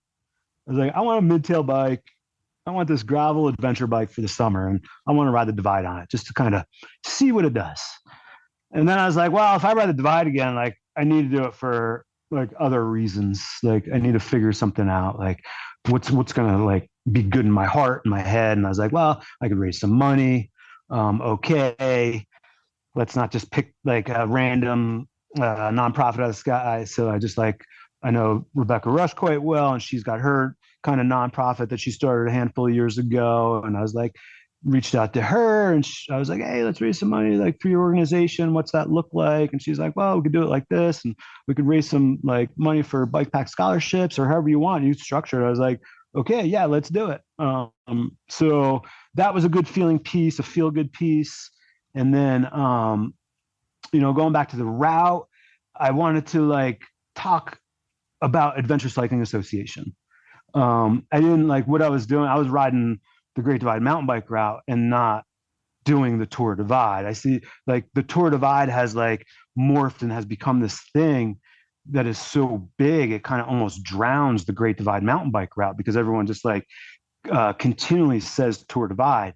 And even when they reference the Great Divide mountain bike route, they still reference it Tour Divide. And the Tour Divide is basically an event. And there's a lot of misleading information. Actually, just why don't you clear it up? Because I think this, I hear the same or same statement you're making. The difference between the Great Divide mountain bike route and the Tour Divide, just so everybody knows what the distinction is. Yeah, the Great Divide mountain bike route was created by Adventure Cycling Association, which is a nonprofit organization that creates that has been a big supporter of touring cyclists, basically. And they started by making road tours and different routes, and so the Great Divide mountain bike route was their very first kind of dirt road tour. And so they are kind of the brains behind it. They created it. And then what as the Tour Divide today is actually an event and a race that takes place on the route, but not 100% on the route. So there's different deviations. There's been some changes through the years. And it's different than what it really started out as well, I would say, because now it is this bucket list ride item. And I think it's an amazing thing what this Tour Divide has done. I mean, first iteration, it was the Great Divide mountain bike race, and it went from border to border. Second iteration was the Tour Divide when it starts in Banff. And so, but the actual Great Divide mountain bike route, the Adventure Cycling Association starts in Jasper. So it's actually it's actually almost 500 miles north of Banff. When did they add Jasper as the starting point? About 18. Okay. 2018. And so has anyone ridden has anyone set an ITT on the so that was the route? thing. So that was a thing. And I think back of when John Stampstead, the very first person who time trialed the route, he looked at Adventure Cycling Association's route and it went border to border. And that's what he time trialed. And so I kind of almost brought myself back to that moment and was like, well, today, what would John Stampstead do if he was to look at the Adventure Cycling Association route? Well, it goes from Jasper. And so it just made sense to kind of do that, especially in trying to bring light to the Great Divide mountain bike route and not necessarily this Tour Divide. Because there is a lot of different there's some confusion there because like I even polled the audience once and said like, I was trying to give props to the Adventure Cycling Association and said, hey, if you ride the Tour Divide, you should probably make a donation to Adventure Cycling Association. And I thought that was like a fair like trade a little bit and like ask. And I was like, how many people actually even know that adventure cycling? And so it was like kind of amazing. Like not a lot of people knew that. And I got a lot of thanks for it. And like, even through my project, like as we kept shining light and differences and showing what that was, like people were really appreciating that knowledge because it is kind of lost and has been lost. And so anyway, like, so that was my reason starting from Jasper and like doing the whole thing and doing actually 100% Adventure Cycling Association route, like not these deviations that the Tour Divide does. And so like, and honestly, I was setting that up for other like young bucks who want to challenge the route or my time. Now I was giving them something to challenge with no question.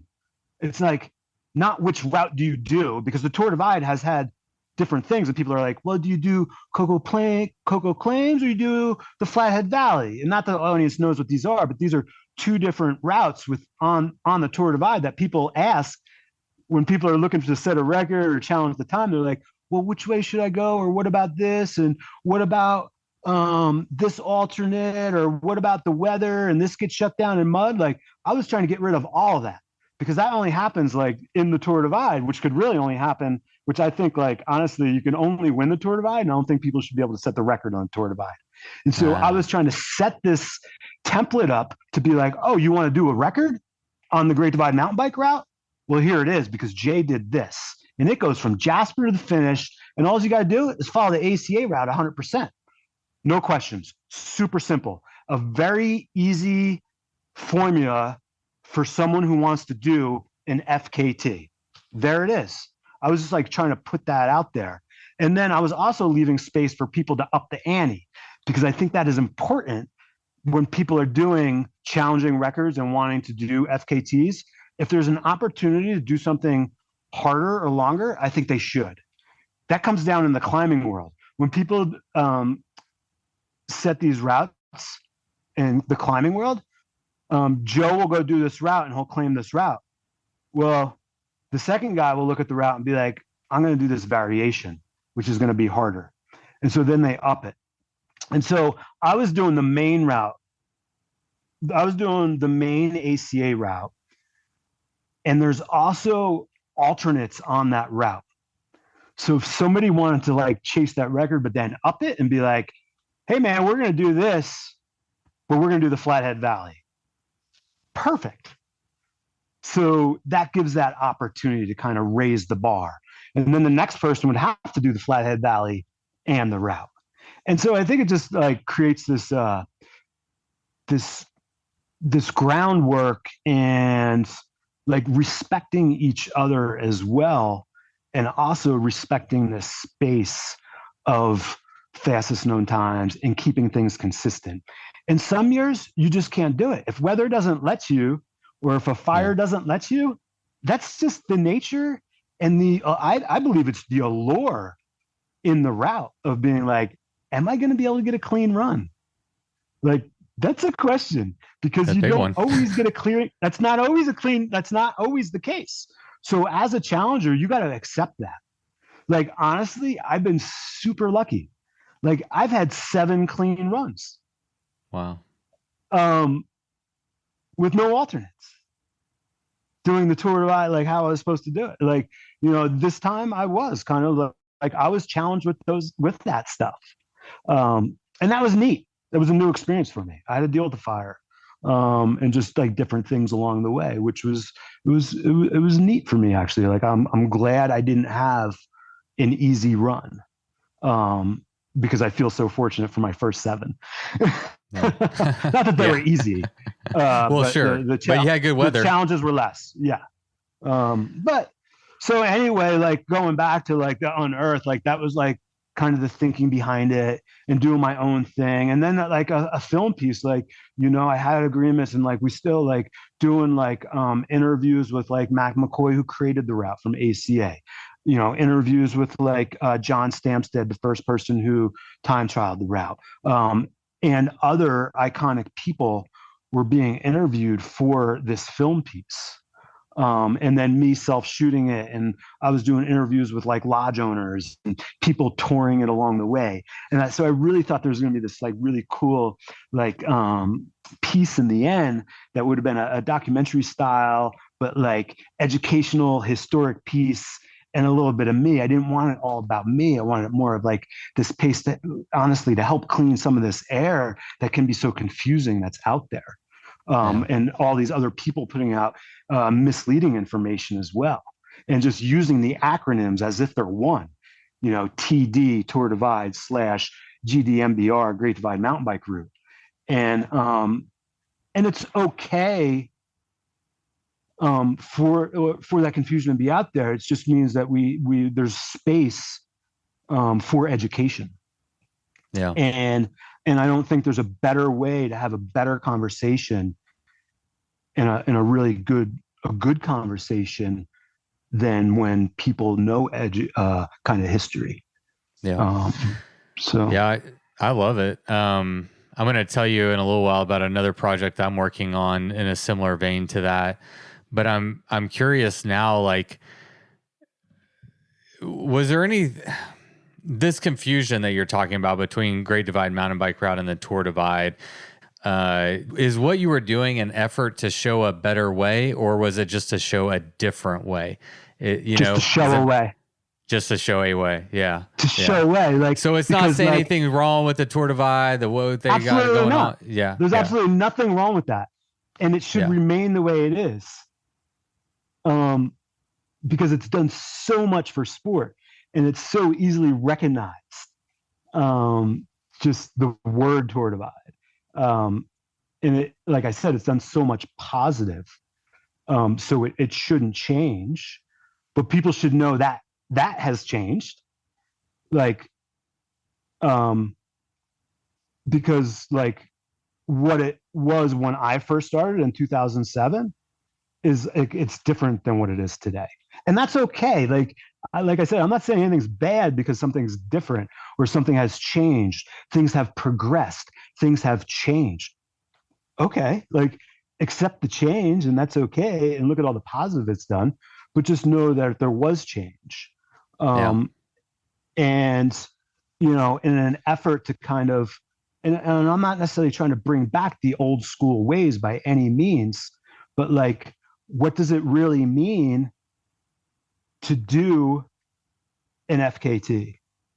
Or what does it mean to establish a route that can have an FKT on? It has to be super consistent. Yeah. For one. And that's consistent. And so what I was doing, I just thought that was like a very simple way. And like I said, in the end, like my time wasn't going to be the fastest. Like, sure, I can put down a decent time, but like, I'm 51 years old. Like, I want to do this because like, I want someone else to chase that. Yeah. And then all of a sudden that is like the ticket, because like if someone tries to go after the FKT on the TD, on the Tour Divide, it's a tough one. Yeah. I'm so glad you brought that up. You could do the race. I'm so glad you brought that up. How should we as a community look at, specifically Mike Hall's FKT on the Tour Divide, but now, Uba just set a really fast time, but it was on a different route than Mike Hall's. And he and I are having the conversation, like, who decides? Like, who decides who has the fastest time? Like, what is the protocol there? So, yeah, add your wisdom to that conversation, please. Yeah, and that's why I think it's like another time for change. And that's okay. And I think people just need to understand, like, you can't, like, let's just, first of all, take Mike Hall's number and retire it. Like, let's just put him on the shelf. Mm-hmm. Like, that's done. That's established. Like, just like retiring a number in football. Like, nobody gets that number anymore. Like, stop trying to chase that time, because the time can't be compared because the route's different right now. So, okay. So that exists. Okay. So now you can you can win the Tour Divide, but like more often than not, they're not even following like what's supposed to be the route. A couple of years ago, Sofiane was going fast, but then had fire detours. The boys went super fast this year, but had some weather and things like that. And that's okay to talk about. Like, I think it's okay to add that in the end. Like, he won, but he also had 6 days of snow, sat in the basin for 24 hours, like, or whatever. It's okay to say those things. Yeah. But like, and that's during the divide itself. And when I say Tour Divide, I'm saying that means you left on the Grand Depart Day, second Friday in June. And okay, so that's what you did. Now it's apples to apples with all those people racing, but they're all racing against each other. And that also has a different flavor and feel than what a true FKT is when you're by yourself. Like, that's a different game in general. And then when you don't have a consistent route when you don't have a consistent route to do, like, what do you do? And so I think going back and saying, well, just do ACA route. That's really simple. And that's kind of what I was trying to do, I guess, in a way. And just dangle the carrot out there. And let's face it, like, the percentage of people that chase that FKT stuff is so small. And they really are individuals. And there's only going to be a few. But give them something to chase. We're out there. And I don't think you can chase the Tour Divide that way as you can just by saying ACA route, GD MBR. It starts in Jasper. That's legit. Yeah. And I've even had this conversation with Matthew. Like, Matthew's a friend of mine. Like, we definitely go back and forth. And like, I put him like on the spot a lot. And because like, if we want to talk about a little history here, like, the reason it moved to Banff was because Matthew Lee moved it to Banff when ACA extended their route to Banff. So Adventure Cycling Association extended the route to Banff. Matthew's like, all right, boys, like, I'm going to start a new event. And so now the route's longer, we're going to make it longer. And so he starts in Banff. Okay, fair enough. Well, I said, hey, Matthew Lee. Hey, man, ACA just extended the route to Jasper. Why aren't we going to Jasper? Come on, why aren't we going to Jasper? And he doesn't really have an answer for me. So I want to know what his answer is. I'm doing to him what he did to the previous organizers. Right? Yeah. And so I just laugh at it. He's like, well, like, logistically to get up there, it's a little tough. And I'm like, Matthew, that's bullshit, because anyone that's going for a bike ride for 3 weeks, it doesn't matter. Like, they're going to get to the start no matter what. Yeah. And then when I was up there this year, I was like looking at the hotels and everything. I was like, this place can handle this. I was like, dude, this is like such BS. And I just started laughing, and that's fine. And like, honestly, like, I don't think it should move. Like, the Tour Divide is what it is. It put its stake in the ground. It's already got some deviations. Like, no, it shouldn't extend to Jasper. Like, because if you're going to do that, then fix everything else. Like, bring everything else back to ACA. But we're not going to do that. So let it be. Yeah. And let it keep making it changes. Honestly, that's fine. And then have it just be standalone. Each year is its own Grand Depart, and each year those times will stand alone based on the weather, whatever the route is that year, and those will be standalone times, and that's great. Good job. Yeah, because it's also going to be the situation too of like, like I just think it's weird if somebody now says they want to go for the TD record, right? Yeah. So then what they're going to do is chase Mike Hall's record. That means his route as well, which isn't the route of today's TD. And that just seems a little like strange to me a little bit, because like, so only the people. So if you're racing the TD, does that mean you don't have a shot at the record? Because you're not following Mike Hall's record, and you don't. It's a weird space. It is a weird space because you're just like, okay, I'm going to pick 2015 version of this route. I'm going to race that one. And then someone could come along and be like, I want to try the 2018 version of the route. And then you establish it gets real muddy real quick. Yeah. And so that's why I think it's just like, okay, if you want to set the Great Divide mountain bike route. Yeah. It's simple. It's simple. You follow the ACA route. Yeah. And there's like no confusion there. Cool. And I think, and honestly, there's an attraction for people like that, you know, that small percentage that I talk about, because also like we're adding 500 miles to it. Like that's attractive immediately. Yeah. For that person that chases that. They're like, ooh, longer? Like who doesn't want to go longer? Like, oh yeah. I'm certainly that guy. Like I don't chase that stuff like I used to, but if I bring myself down to the 35-year-old Jay, like where it was like looking for routes to chase records on, like that would be more attractive for me, honestly. Like I would skip the Tour Divide and be like, no, I want to go do this. Yeah. You know, unless you want like the camaraderie of the people, which is awesome, but it's still a different game. Let's talk about your bike. Yeah, dude.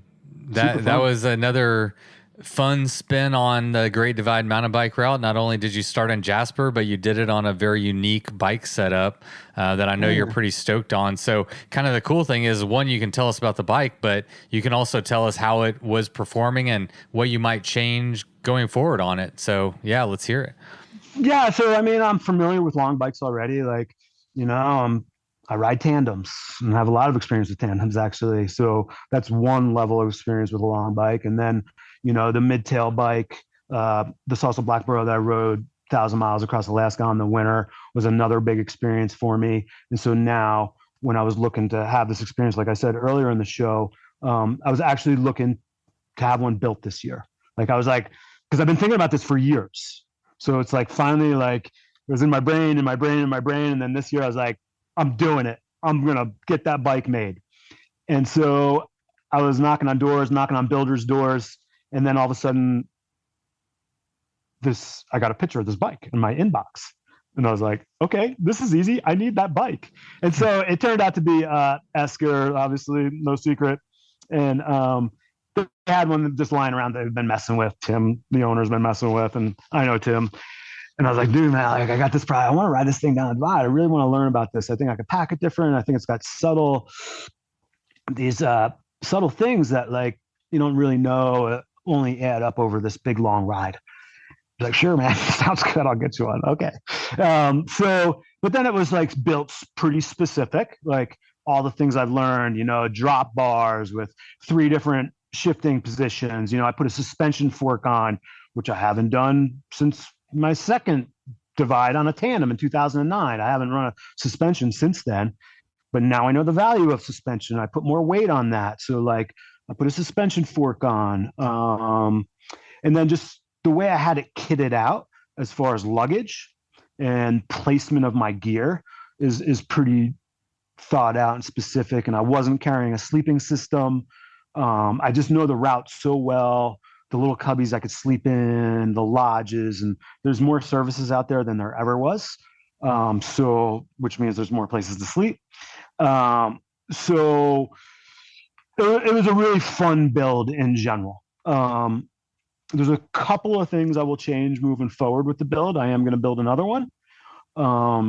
And a couple of small things was, you know, actually Redshift makes this 2-position seat post that I really want to put on there.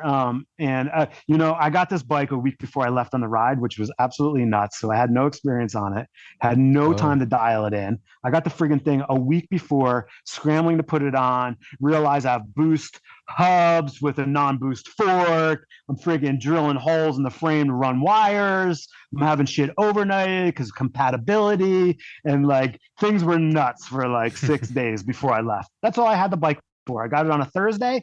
I left that next Thursday.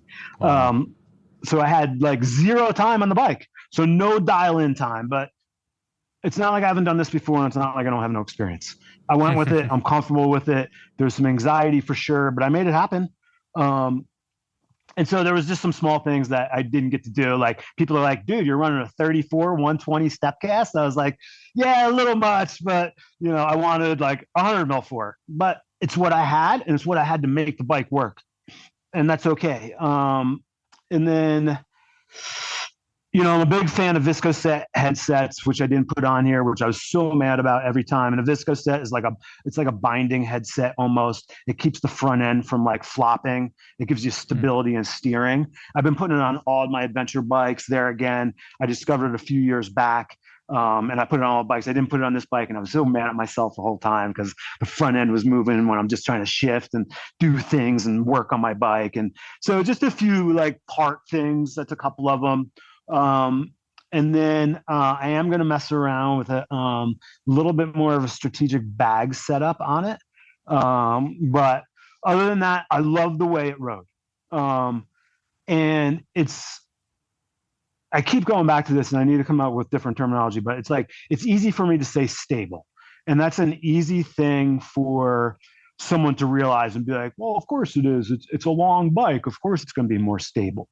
But stable goes deeper than that. Stable means it's quieter on the trail. Stable means it doesn't take as much work or energy for me to move the bike around. Stable means it's faster and quieter on the downhills. I don't have to ginger around things. The bike stays quiet instead of just like popping all over. I don't need to control it as much. And then the way I had the weight on it, like zero swing weight. Like I had people get on the bike and be like, dude, it doesn't even feel like you have a load on here because there's nothing above the tire. So not only didn't have a rack is going to sway, a seat bag is going to have weight in it. It makes the whole bike sway. And I'm an out of the saddle rider, and I can like move a bike, and like there's no feedback on that. So it's just super quiet. And like I really enjoyed that. Like there's all these things that add up, but you're like, no, I'm going faster than I could on a regular bike, or I'm being less fatigued than I would be on a traditional bike. And then with suspension fork, like you could just charge. Like between suspension fork and it being a midtail bike, like I've never gone faster or more comfortable on the downhills in the divide run of my life. And so like, okay, so positive. Okay, so what's the negative? I don't know. Like, oh wait, here's the negative. I can't rip around corners. Yeah? I'm not ripping around corners. Yeah, you're enough. On the Tour Divide. No, you're on the Great Divide mountain bike route. You're going straight for 3,000 miles. I don't need a quick responding bike. For sure. That's what it is. So I will say, like, I felt a slight bit of lag at first, like when you think you're just gonna like hop on the bike and give it some and it's gonna react, like, yeah, I could feel like this second of delay, but like once things are moving, that's gone. Right. Like, right. Like, yeah, it's not road race geometry where when you get on the bike, you feel the bike move. But that's okay because like, I'm not looking to take the sprint. So the things that I can kind of like pry out of it and dig out of it that might be a negative, they don't apply in this situation. So it's very purpose built for a very singular purpose. And that was the Great Divide mountain bike route. Yeah. And to hone something in on that specifically is like pretty neat. And like, I feel myself being very fortunate, spoiled, lucky to be able to do something like that. Like, dude, like build the best Great Divide mountain bike route you can bike with no other reason to build the bike. When you could put that kind of focus into something, it's pretty neat.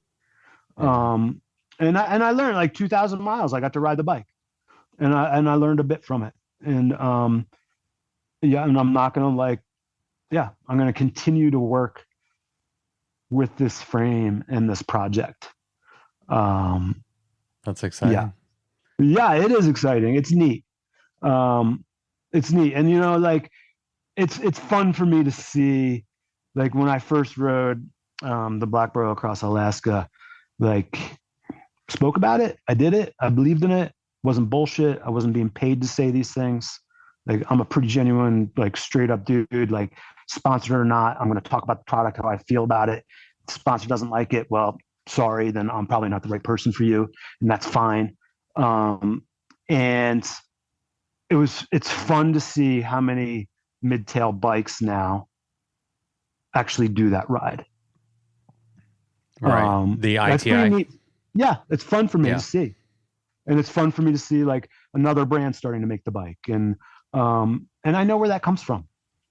And it'll be curious in 5 or 10 years from now when like half the field is always on, I'll be all on mid-tails, that'll be another feather in the cap, maybe. It's just neat. Like, and obviously, like, I love to spend time with that stuff and tinkering and looking at things differently. I'm not afraid to try something different. Like, I've been successful with a lot of my bikepacking events and what I've done in racing and have won events, whatever, but like, I'll go back and still do it different. Like, even if I've been successful with something one way, it's just like, I still try something different within the gear, the bike, what I bring, my strategy, how I pack. It's like, I'm still not done playing with that stuff. Like, I'm like a little kid with it. And like, that's honestly what's been keeping me going for all these years. Yeah. Well, yeah, I mean, so maybe that's one of the only good things about your current situation is you have a lot of time to, at least in your mind, play with and start to prepare and plan for Unearthed 2.0. I don't know what you're going to call it, but best case scenario, if everything goes the way you would like it to go, when do you think that you would like to take another stab at this event, at this ride? Yeah, I've been like softly thinking about it. I have some other life stuff going on as well too. So like scheduling something like this is pretty tough. Summers are busy for me with some other work, but yeah, I don't know. Like, there's going to be a stab at it. I just don't know when. Like, I like the time I left this year. I like going on my own time. I know there could be some like fun to be had if I was to go in a similar time as the grand depart of the Tour Divide.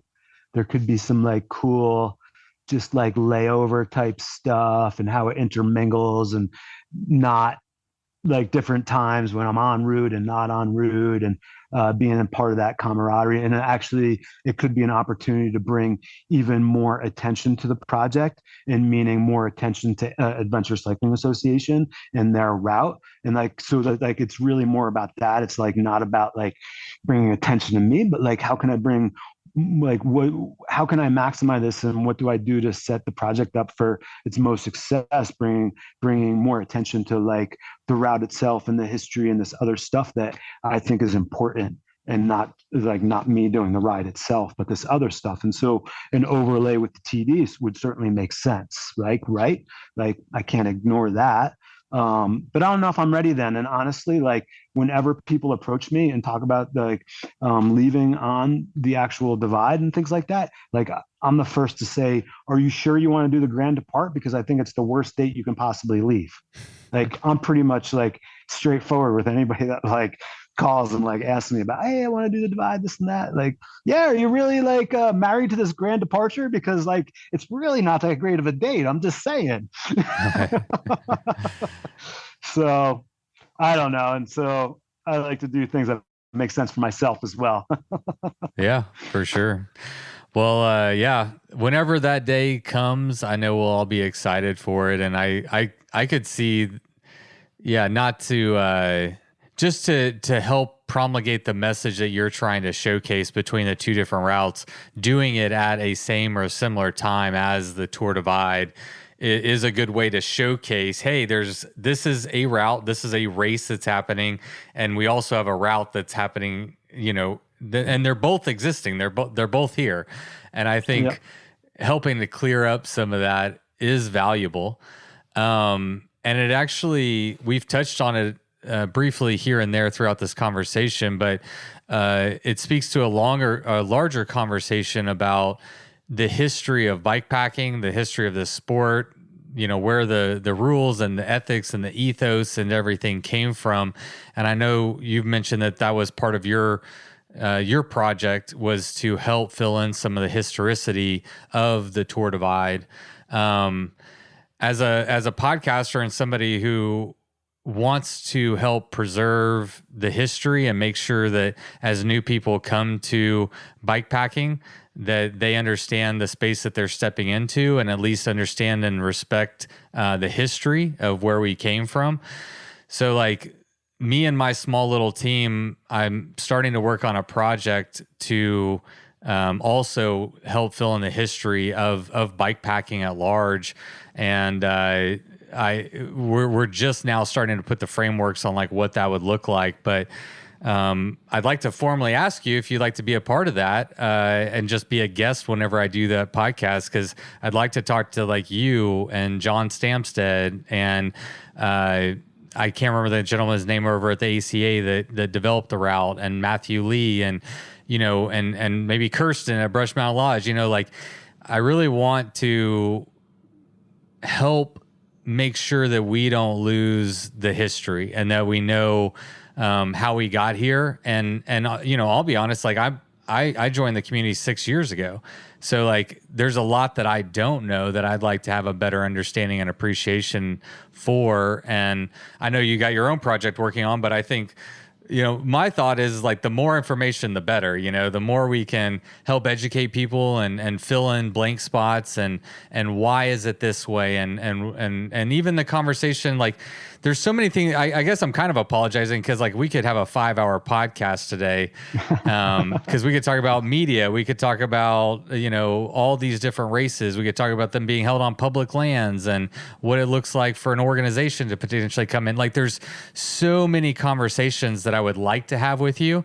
And I guess what I'm asking is, if you'd be open to tabling some of those and maybe we can chat sometime in the future and really have a larger conversation about bikepacking, where it came from, its history, and how we think about it, Yeah, for sure. I mean, I think it's awesome that you're going to take that on. I mean, sounds like you're just kind of painting that picture now for yourselves and things like that, but it sounds really cool. I mean, I'm definitely like, I'm vocal in that area, and like, I'm not afraid to be. And like, I like sport a lot. I'm super passionate about it. So like something like that, like I'm more than happy just to share my experiences. And that's all it is like, like I'm not the grand poobah of like bikepacking by any means. Like I'm just someone who's been around it for a long time and has experience in a lot of different events and around the world and organized events, unorganized events. And that's all I have to share and see. And I've been around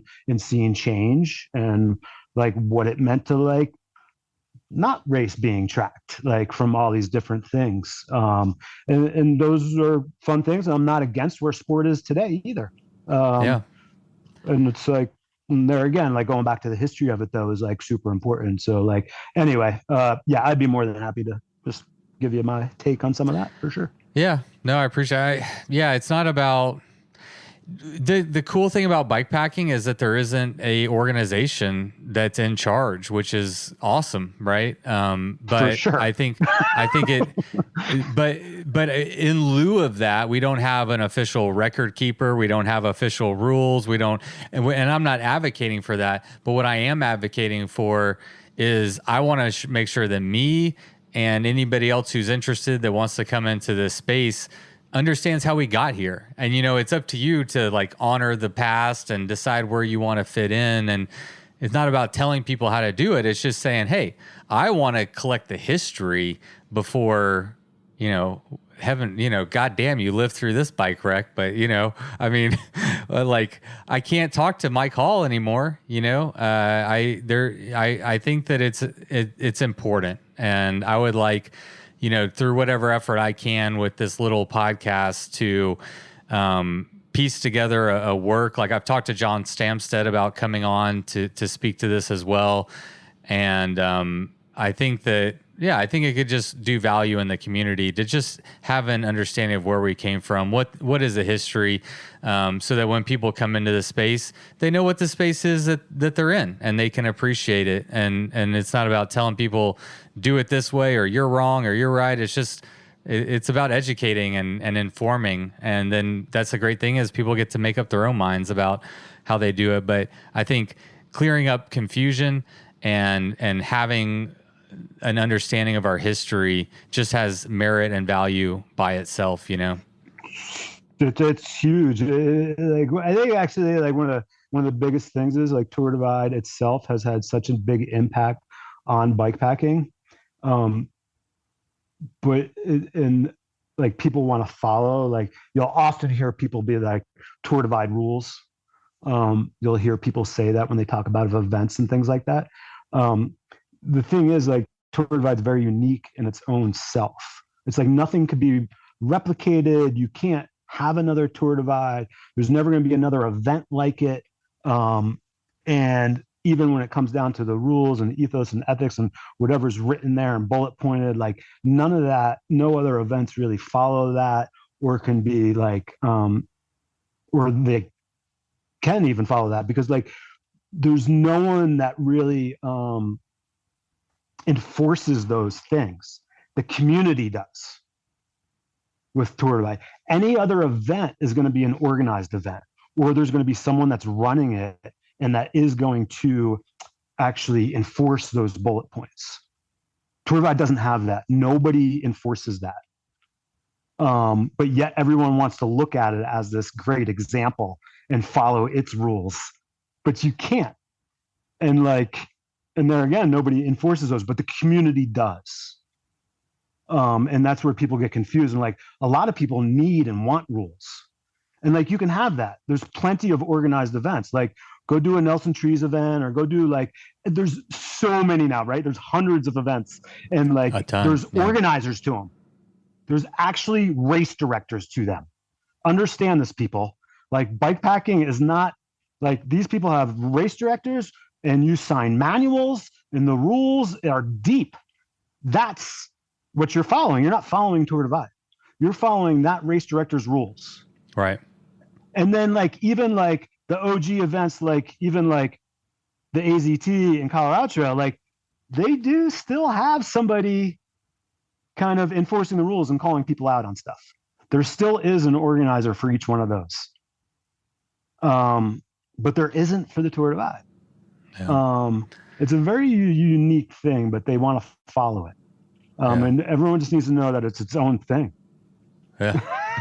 and that's what I say on the podcast a lot is like, and good. Like one thing that this community I think does well is like respect and appreciate different modalities of doing the same thing. Like we're not all kitted up the same. Our bikes aren't all the same. Like we love self-expression and we love doing it our own way. And that's why I kind of tell people like, look at events is like, you know, that's kind of the fun part is you can go to this event and it's going to be like this person, this race director set up this way.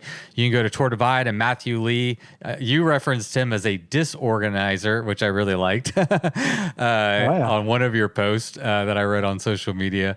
But we don't need it to all be one way. You know, I think celebrating the diversity of this sport is the cool thing. And it is cool that you can do it 100 different ways in 100 different places, right? Like that's cool. I think it's awesome. Fucking great. Yeah.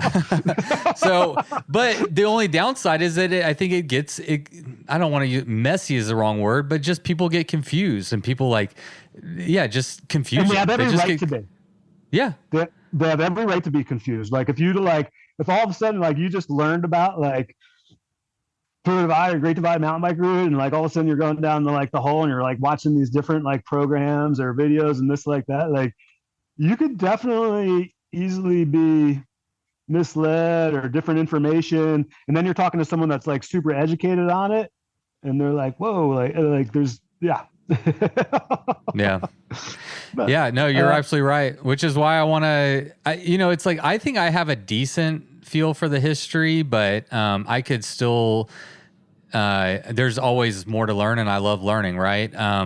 But as I've done this, I've been doing the podcast for 5 years now. I'm noticing, I'm sure you are, that this is growing. You know, more and more and more people are being attracted to bike packing. And as we introduce new people in, I think we have a responsibility to educate and to inform to the best of our ability, you know, and then I think you give the community the tools to be good stewards and good members, right? It's not telling you what to do.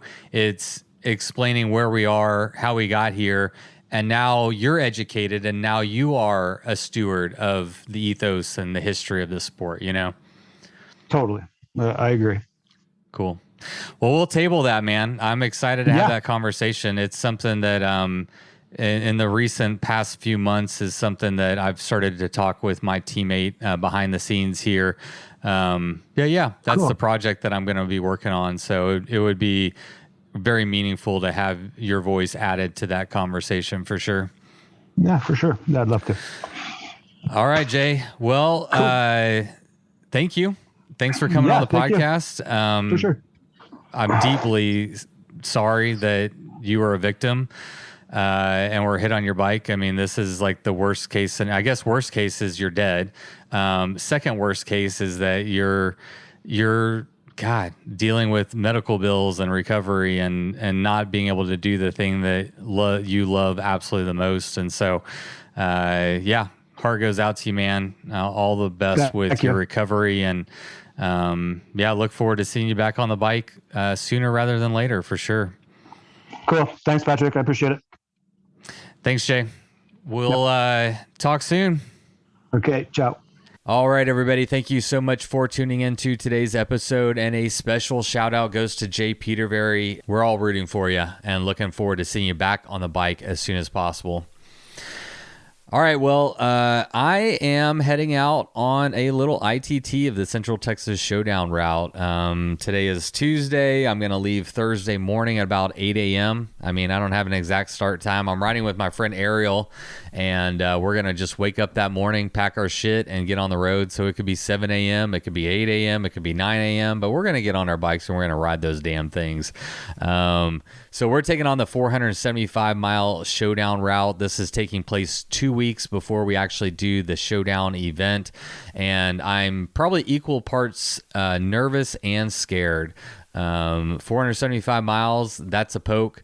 It's been since 2018 whenever I rode 500 miles, and we'll see. I'm excited. The exciting part is just always seeing like where you're at. Like I always say on the podcast, like the only way to find out where you're at in an endurance effort is to go out there and test yourself and push yourself. And because of the unknown factor of it, it's always a little scary. It's always like, can I do this? Do I want to do this? Why am I doing this?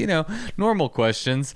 But I am looking forward to it. And of course, I'm going to be recording my experience and taking you along for the ride. So whether you're interested in bike packing or that route in particular, that episode might be interesting to you. But highs, lows, the good times, the bad times, no matter what happens, I'll be taking you along for the ride.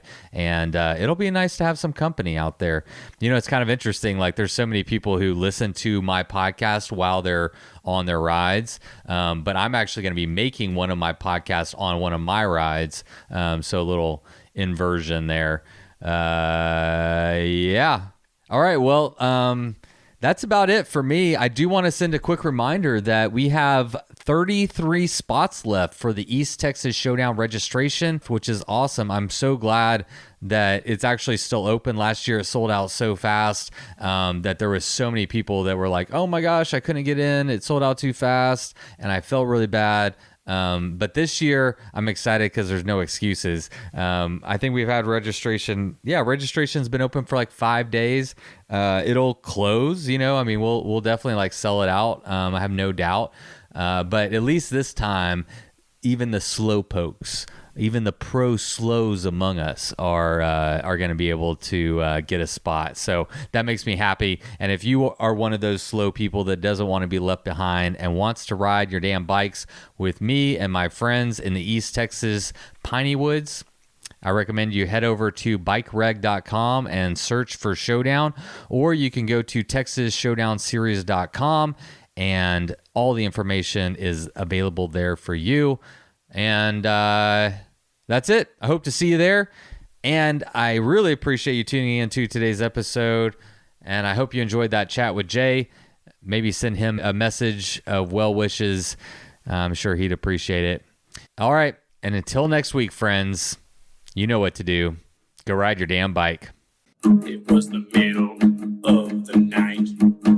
You grabbed your knife and you held it tight. The sounds of beasts kept you awake. The sounds they made kept you afraid. In the morning, you packed your bike. Memories forgotten from the previous night. You rode faster than ever before. Was it your imagination or merely folklore? Fear turned into strength as you pushed further. Every pedal stroke stronger and firmer. Your bike feels weightless, your legs aren't tired. You think to yourself, just a few more miles. Bikes or death. Bikes